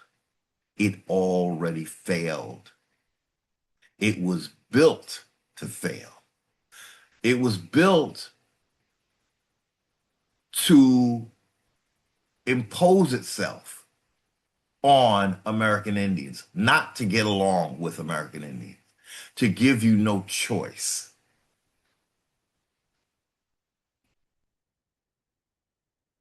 Okay, so Chat GPT has to say something for Iroquois, but then they have, thankfully, I guess, had to tell the truth. The vast majority of documented Dutch, what that means, ladies and gentlemen, if you're not documented in these purchases, you don't exist. They don't need documents from Indians that are not really the premier or primary Indians. So they're not going to document you. You don't count. If they put you in documents and dealing with land, who did the land belong to? If they have documents and they purchase land from Algonquins, who the damn land belong to? So they're going to give lip service to Iroquois, but who are on the documents, baby?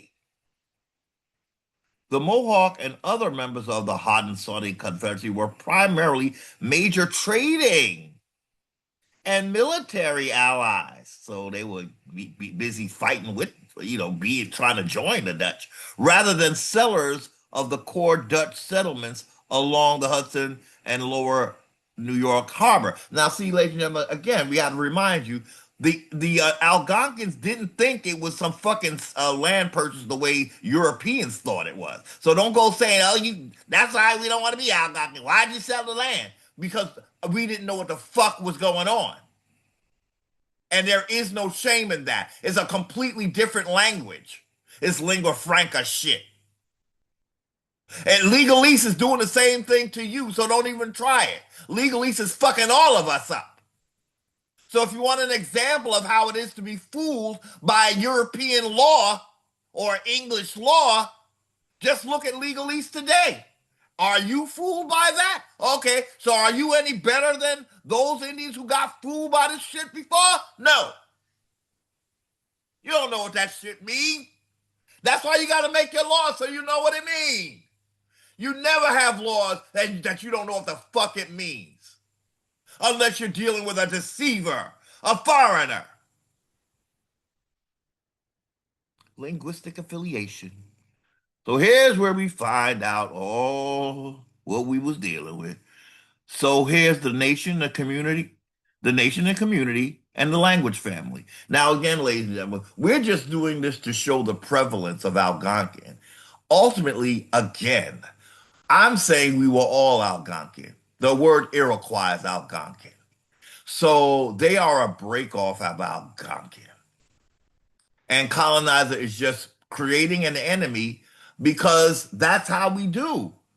What is colonizer doing right now, ladies and gentlemen? Right now, um, in the whole Middle East, right? They're creating uh, enemies over there, right? I think they do it with Russia a lot as well. They try to make Russia this big. The colonizer always has a diversion. So he names something and then he says, it's them. No, but you're dealing with Algonquins though, creating a some kind of fictitious entity that's all of a sudden that big enemy. When you were here for the first 80 years, you didn't have nothing to do with no Iroquois. And there was no fighting with Algonquins and Iroquois. If for 80 years after colonizer got here. Then when colonizer marries into Algonquin, that's when the fighting, this imaginary fighting between Iroquois and Algonquins happened. So let's look at all these communities. The Munsee Algonquin, Unami Algonquin, Mohican or Mohican Algonquin, Canarsie Algonquin, Hackensack Algonquin, Raritan Algonquin, Tapan, the Tappan Zee Bridge, that's what I'm thinking that is. Algonquin, Wappinger Algonquin, East Esopus Algonquin, Rockaways Algonquin, Matinacock Algonquin, Shinnecock Algonquin, Mohawk, Iroquois, right. Mohawk or Iroquois. Oneida. These are new Indians, ladies and gentlemen. The Iroquois Confederacy is fairly new compared by comparison. So it's those are the five. One, two, let's see, let's count. One, two, three, four, five. The five civilized tribes and the five nations of the Iroquois Confederacy. Five, five, five. So who's the majority, ladies and gentlemen? One, two, three, four, five, six, seven, eight, nine, 10, 11, 12, compared to one, two, three, four, five. So that little five was able to completely outdo all the other ones around them. Yeah. Hmm. Well, it's mostly if that's the case, it was due to the weaponry that they were being supplied by their benefactor. They're Dutch transactions. The benefactor were the British. Okay, major Dutch I believe the French too. I think the French were like playing both sides. To be honest, if they weren't supplying, well, as we read, that they didn't really supply Algonquins with, they were supposed to be fighting on the side of Algonquins, but they didn't supply Algonquins with weaponry unless Algonquins claimed to be Christian. So Algonquins, I guess, were still not civilized. So that's why the French did not provide weaponry to, Algonquins, because they were not carte blanche identifying as Christian like the Iroquois were. apparently. Major Dutch transactions and settlements in New Netherlands. So here we go. Well, the year. So it's the same Indians, I guess, but they're showing the year. 1624. Yeah. See, and look, again, well, they all Algonquin. Okay, so we're going a little quick, ladies and gentlemen, because I have to start getting ready. But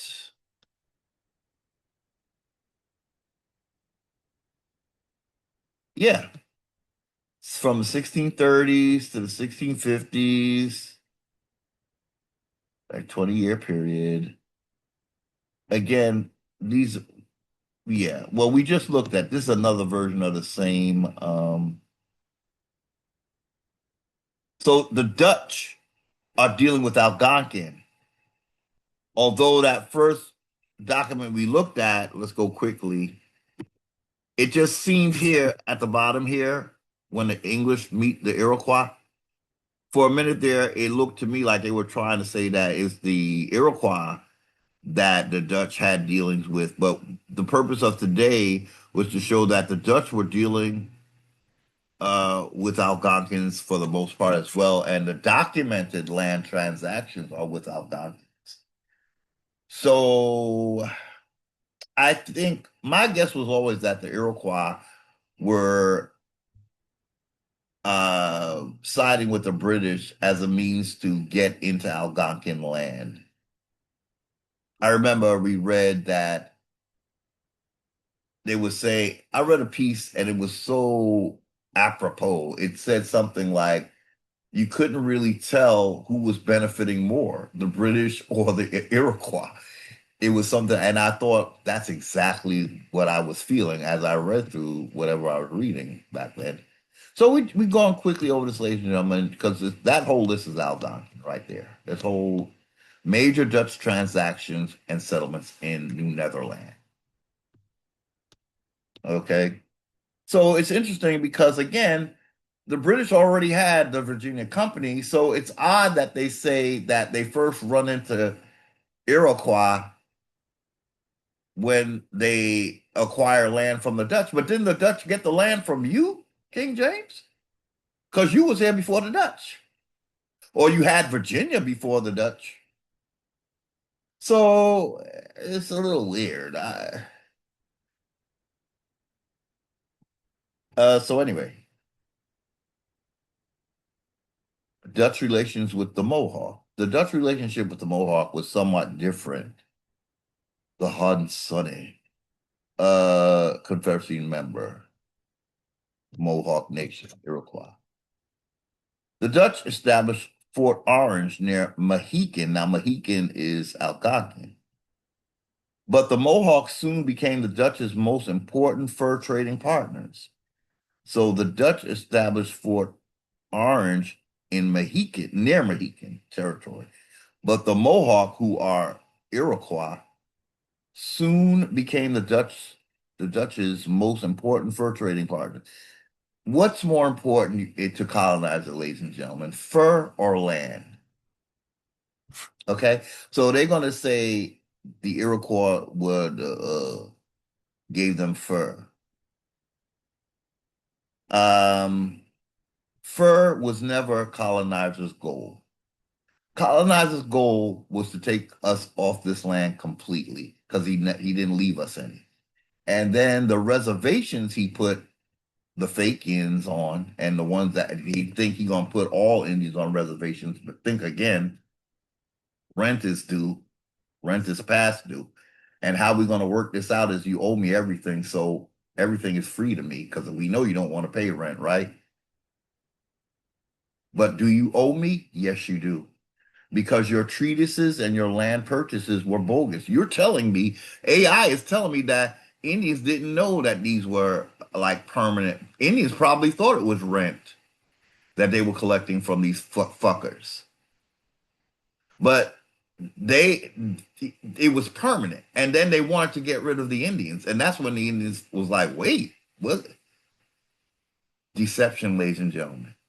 They tell you in their book, not I didn't say this, ladies and gentlemen.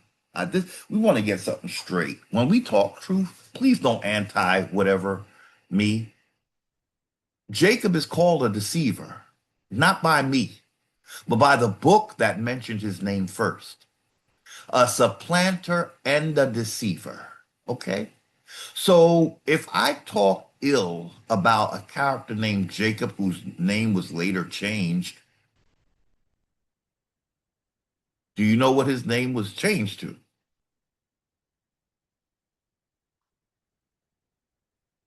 Change a name, but does it necessarily mean your characteristics change? Deceiver, supplanter, and then his name was changed by this deity. Point being, I didn't call Jacob what the Bible is calling him. I just listened and took what they were saying as what they mean. Supplanter, deceiver, King James, a Negro, is saying that he's a Jacobite. The Moors keep talking about Yaqub as if they're not down with his Yaqubian activities, and they're clearly deceiving us. I'm still trying to figure out how a Moor explains to an American Indian that the Republic was for an American Indian when the Constitution that the Moor wrote, that's also a faulty document because he wrote it, is saying that we're not represented in Congress. Congress is about Republicans and Democrats. Indians are not Republicans, Indians are not Democrats. So you are being deceived by a Moor as we speak if you think that this government was built for you. He's pulling you into something that you has been kicking your ass ever since it got here. That's how you know the Moor is not your friend. He wants to be in on your birthright. If he can get you to be like this is not your land and participate in a fucking republic, he done made you a foreigner like himself. Can anybody say it plainer? Because I guess I don't know. Maybe I'm speaking to like another language that American Indians don't understand. The Dutch established Fort Orange near Mohican territory, but the Mohawks soon became the Dutch's most important fur trading partners. See, this is another thing. But Algonquins were trading fur like hell. I mean, so it's like the thing I'm finding with these Indians, they're doing the same exact thing. In other words, none of one reading, you're going to hear that it was Algonquins that dominated the fur trade and the Iroquois were trying to get in on it. Okay. And then you're going to hear this. It's just you're taking one people and making them as if they're two. Okay. That's what I'm saying. So we're both fur trading. It just something weird, ladies and gentlemen. But I will tell you this. Algonquins had a bigger stretch of land than Iroquois. If they are doing fur trade, they have more land to get this fur from. There's no way that Iroquois could compete with that. I'm so sorry.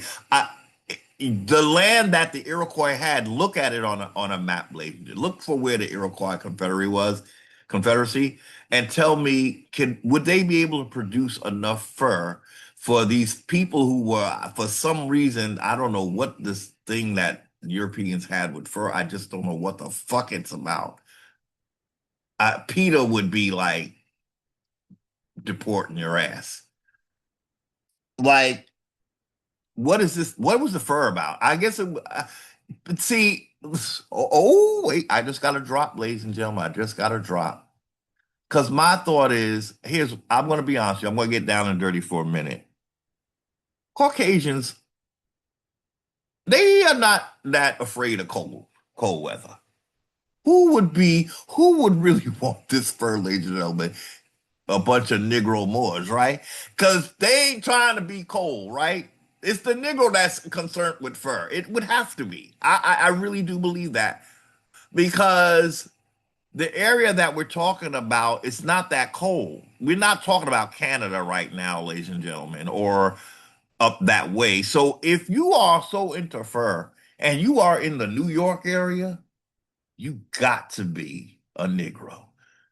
Because this fur thing, I'm start I was asking myself, I just Caucasians tend to okay, they do better in cold than dark skinned people.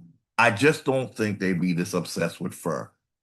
But a Negro is going to have two, three, four, five fur coats on, whereas a Caucasian only need one. So this was Negroes, y'all. These Dutch was Negroes. They were Negroes. All of them was Negroes. King James was a Negro. I mean, he did dump Caucasians here, I believe, but for the most part, these is Negroes, especially the ones that's creating this republic. Definitely Negro. Definitely. So the Republic is for Negropeans. And then they go for Indians, you have to change your identity in the Constitution from an Indian not taxed to a free person. And then they're gonna break that down to making you a free person of color, which means you're not white. So in the Republic, you need to be white because they have a caste system going on. And you Indians that insist upon being in a republic, what you gonna do with the caste system? Because this system was built for whites and the coloreds. That's what Amun Chavez, Amun Hotep Chavez El Bey said. He's part of the five civilized tribes, and I believe he's telling us the damn truth. He's saying the republic was created by Moors. That's why, there's on the dollar bill, there's the little Moorish, it's not a mound, it's a pyramid, right? So that's because Moors are actually brand new. Indians do mounds because you're the oldest thing on earth. Moors, they do pyramids because they brand new like that. Yeah. So they put a pyramid on the dollar. If it was an Indian dollar, it would have been a mound at the very least. At the very least. And there wouldn't be an eagle on the other side. The whole thing would be a mound. That was it. That no other represents because they said the eagle represents the Europeans. That's what the Moor brings. Everywhere he goes, as we said, and we'll keep saying, soon after either a Mongolian pops up or a European pops up. That's what Moors do.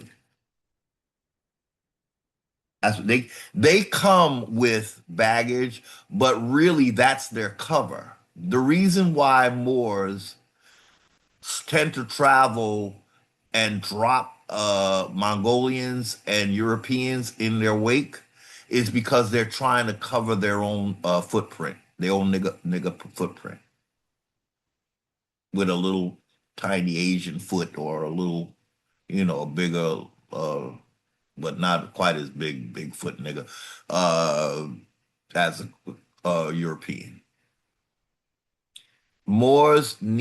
That's how Yakub works to deceive. Their Yakub, that's how he deceives. He has to come in threes. And then he's going to psych out the American Indian. He's going to say, it's just you and me against these two. No, Negro, you came with the two. In fact, you told me you genetically altered them into being and that you's here to genocide 97% of my Negro ass off my land. That's what you told me. That's what you said. We were gonna look at that too, ladies and gentlemen, because I figured we gotta see that in writing. So we gotta do this quick, ladies and gentlemen. Oh my gosh, we only page 5 in this 11 pages. There ain't no way we're gonna get through this, y'all. Uh okay. So we might revisit this, ladies and gentlemen, because I'm gonna fast track it. Who did the Dutch meet first? Along the Hudson River in 1609, the first peoples encountered by Hudson's crew were overwhelmingly Algonquin speaking peoples. These are first contacts. Y'all better become first contact. This is what we spoke, y'all. You can't find it now, but in our earlier videos, we saw where Algonquin is the oldest language in the Eastern Woodland. But I'm taking a step further, ladies and gentlemen. I believe that the Algonquin is the language of all of the, uh, particularly North America and Canada.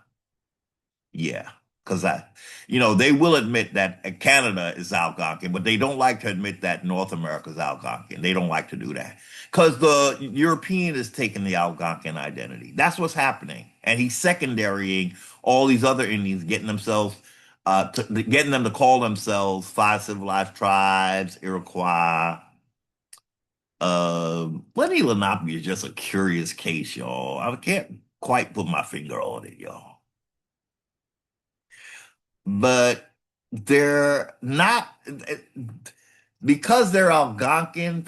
Yeah, well, they are Algonquin. I think that's why they're not spoken about because Algonquins are basically don't exist. They turned white, literally, after John Ross. That one marriage created a whole white entity.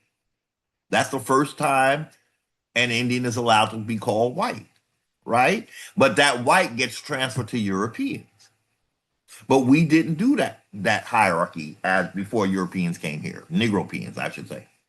So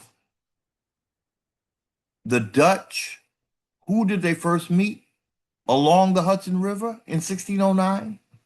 The first peoples encountered by Hudson's crew were overwhelmingly Algonquin-speaking peoples, including groups now generally identified as Munsee and Mohican.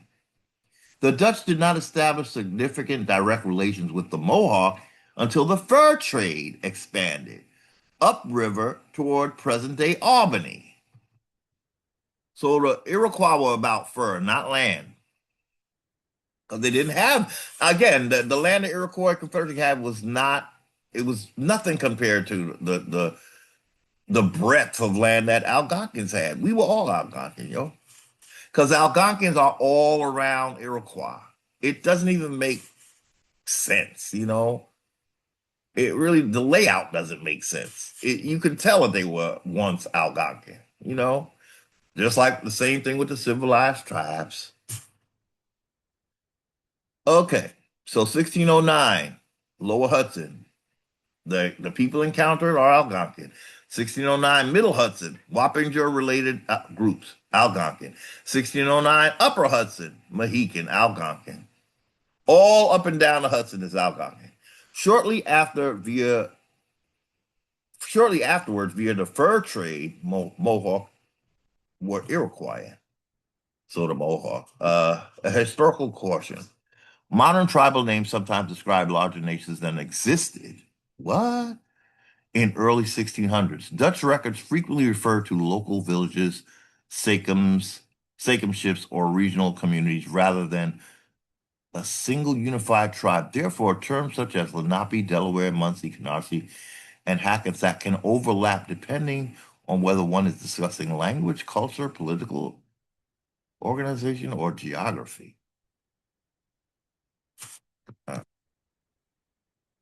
Territory that became New Amsterdam and much of southern New York, I'm sorry, New Netherland.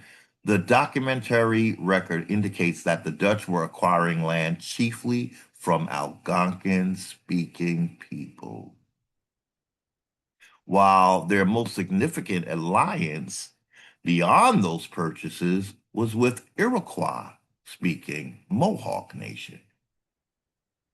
Okay? So, ladies and gentlemen, I think we establish what we want to. We might have to make this part two because I asked, can you specify what locations were specifically known as New Netherland and what they're called today? Oh, so we fast tracking, y'all. This is New Netherland and the modern name. You can take a screenshot. We're not going to call them all out. Okay. So, we got page 7. Oh, there's more. So, ladies and gentlemen, we might not go we're rushing through this because I have to get ready. But we might have to revisit this in a part two. Okay, if someone stood in the center of Dutch New Netherland around 1650, they would have been in an area that today includes Manhattan, Brooklyn, Queens, Staten Island, Jersey City, Newark, Albany, Kingston, Wilmington, Delaware. These locations formed the principal Dutch settlements before the English renamed much of the colony after taking control in 1664. New Amsterdam became New York, Beverwyck became Albany, and the province of New Netherland became largely the English colony of New York. Oh, that was it. Okay, so ladies and gentlemen, I wanted to show you from the book directly where we're told that we're going to be brought to our doom by the Moors, who are telling us this, right? So they're the ones that, amongst their ranks, we heard about a Yakub who created or genetically what do you call it? When you're a eugenicist and you're trying to create the perfect race or something like that. So it's chapter 20 in the book of Yakub. Yeah. Oh boy. Now we got to go to the beginning. I want to make sure we know we're in the book of Yakub. Oh boy, it's a big one, y'all. It's the whole book. It was available freely online. Okay, Yakub, Father of Mankind by Elijah Muhammad, Messenger of Allah, compiled and edited by Nasir Becker Hakim, Mr. of Elijah Muhammad. So this was Elijah Muhammad, y'all. Okay, this is not even Fard, but I thought he took cues from Fard, but this book is by Elijah Muhammad. So this is definitely NOI, right? Okay. So let us make man in our image is the chapter. And so we're not going to read everything. We want to go to the part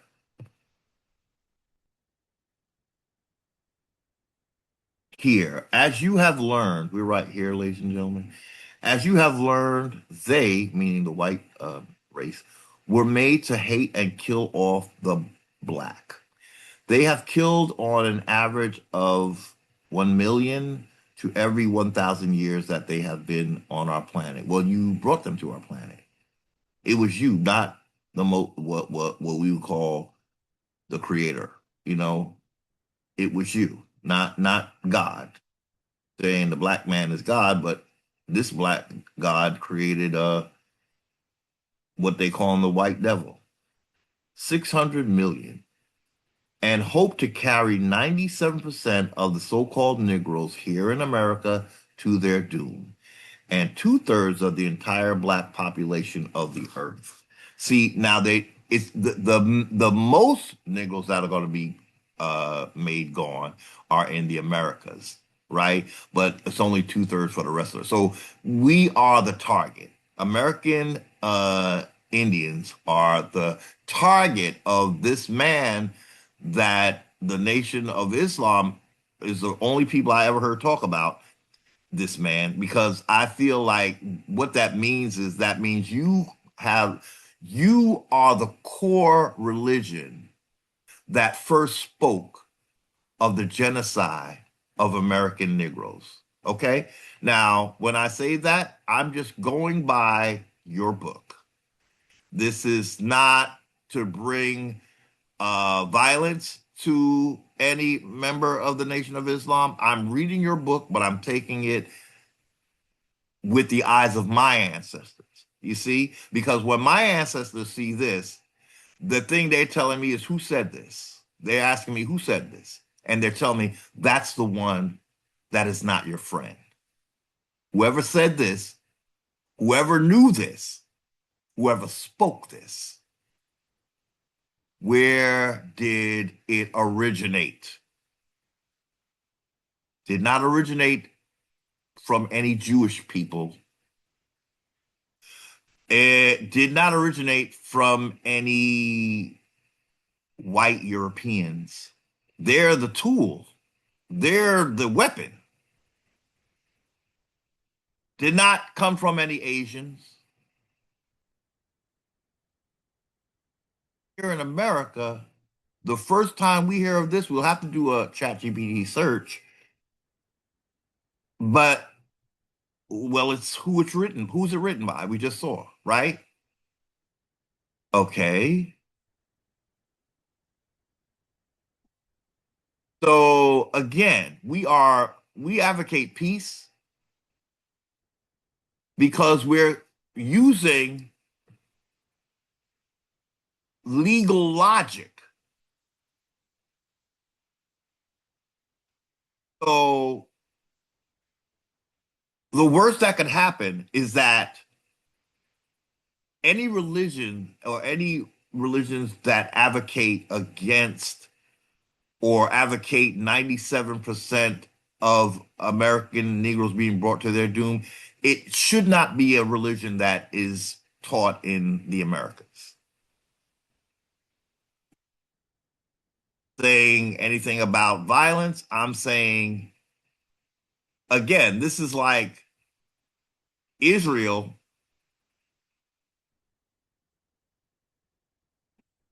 having some kind of religion. Well, they would never do this, but something that speaks against their speaks their doom, to use the exact word. What do you mean by bring Negroes to their doom? Well, and wait, killed. Well, okay, so let's.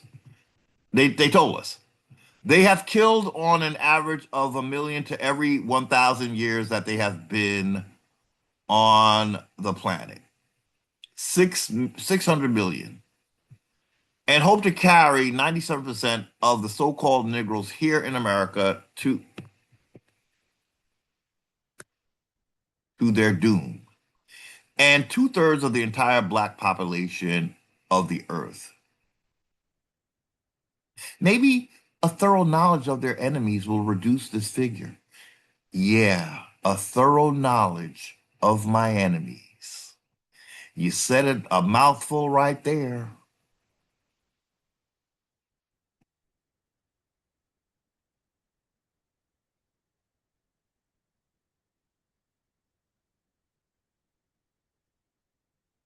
Um, there is no such thing as heaven or hell for one to go to after death. This is one of the first lies Jakub taught his maid devils. Hmm.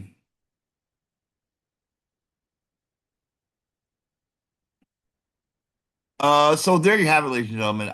We just have to see it because it's who has ever seen words like this anywhere outside of a certain religion such as this one. And again, we gonna iterate. This is Moorish. This is very Moorish. Um, the North African were Muslim, and that's where this is coming from. North Africa. America would never, we wouldn't have this in America. This is a foreign thing. This is a foreigner who's looking to take your land and telling you something about it as if this is a warning. No, no. Um, Especially when you're here. It'll be different if there were no North African Berbers, shall we say, here practicing North African Berber religion. But to come here,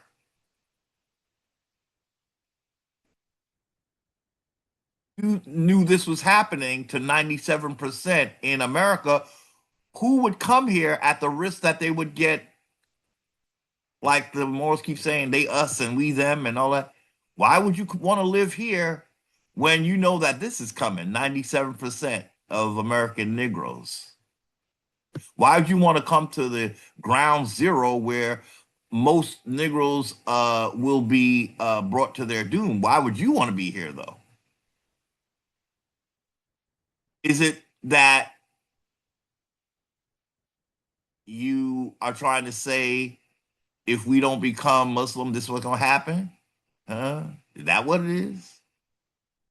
Because again, we wouldn't have this kind of spirituality in America, right? No, we would never speak this into existence. We wouldn't give it life, but only someone who's not in our corner would want us to hear this.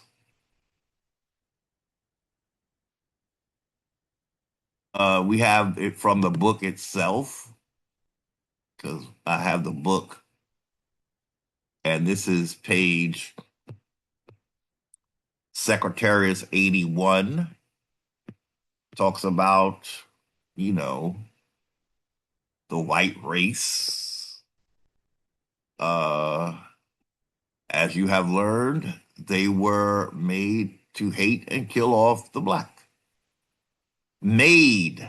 That's how they designed. They were designed, ladies and gentlemen, by a black man who lived amongst Islamic Negroes. They knew. They say they prophesied Yaqub, which means to me you could have stopped him from ever happening. They have killed on an average of 1 million to every 1,000 years that they have been on our planet, 600 million, and hope to carry 97% of the so-called Negroes here in America to their doom, and two-thirds of the entire black population of Earth. So, this is the same religion. Well, let's just say if we go with what Chavez, Amenhotep Chavez El Bey told us, the five civilized tribes are Moors. If they're being given this kind of rhetoric, then their idea is that they don't want to be 97% of the other Indians that are not civilized, right? So what I'm trying to say, the reason why we're looking at this, ladies and gentlemen, because we want to make a connection between what Amenhotep, who studied this religion, what he's telling us is that the five civilized tribes don't want to be in that 97% number. So they are considered Moors, the five civilized tribes. This is what Amenhotep Chavez El Bey told us, the author of America is the True Old World. So, from his perspective, or anyone who would gravitate toward this, you're being made enemies with the same your own family members on the land. You're being told that they are hellbound and that that's who's coming to Yaqub is coming for, not you Islamic Indians. You see, American Indians, how we can become divided by religion. That's the point here, and it's very serious to the point where. Again, we have American Indians on their platform saying, well, I don't know if you should get a status change or who you should go to because the United States done been dissolved. American Indians don't see an opportunity in that because they're being led by Moors about a republic that they shouldn't be in. Read the Constitution to find that Indians are not taxed because they're not part of a republic or a democracy.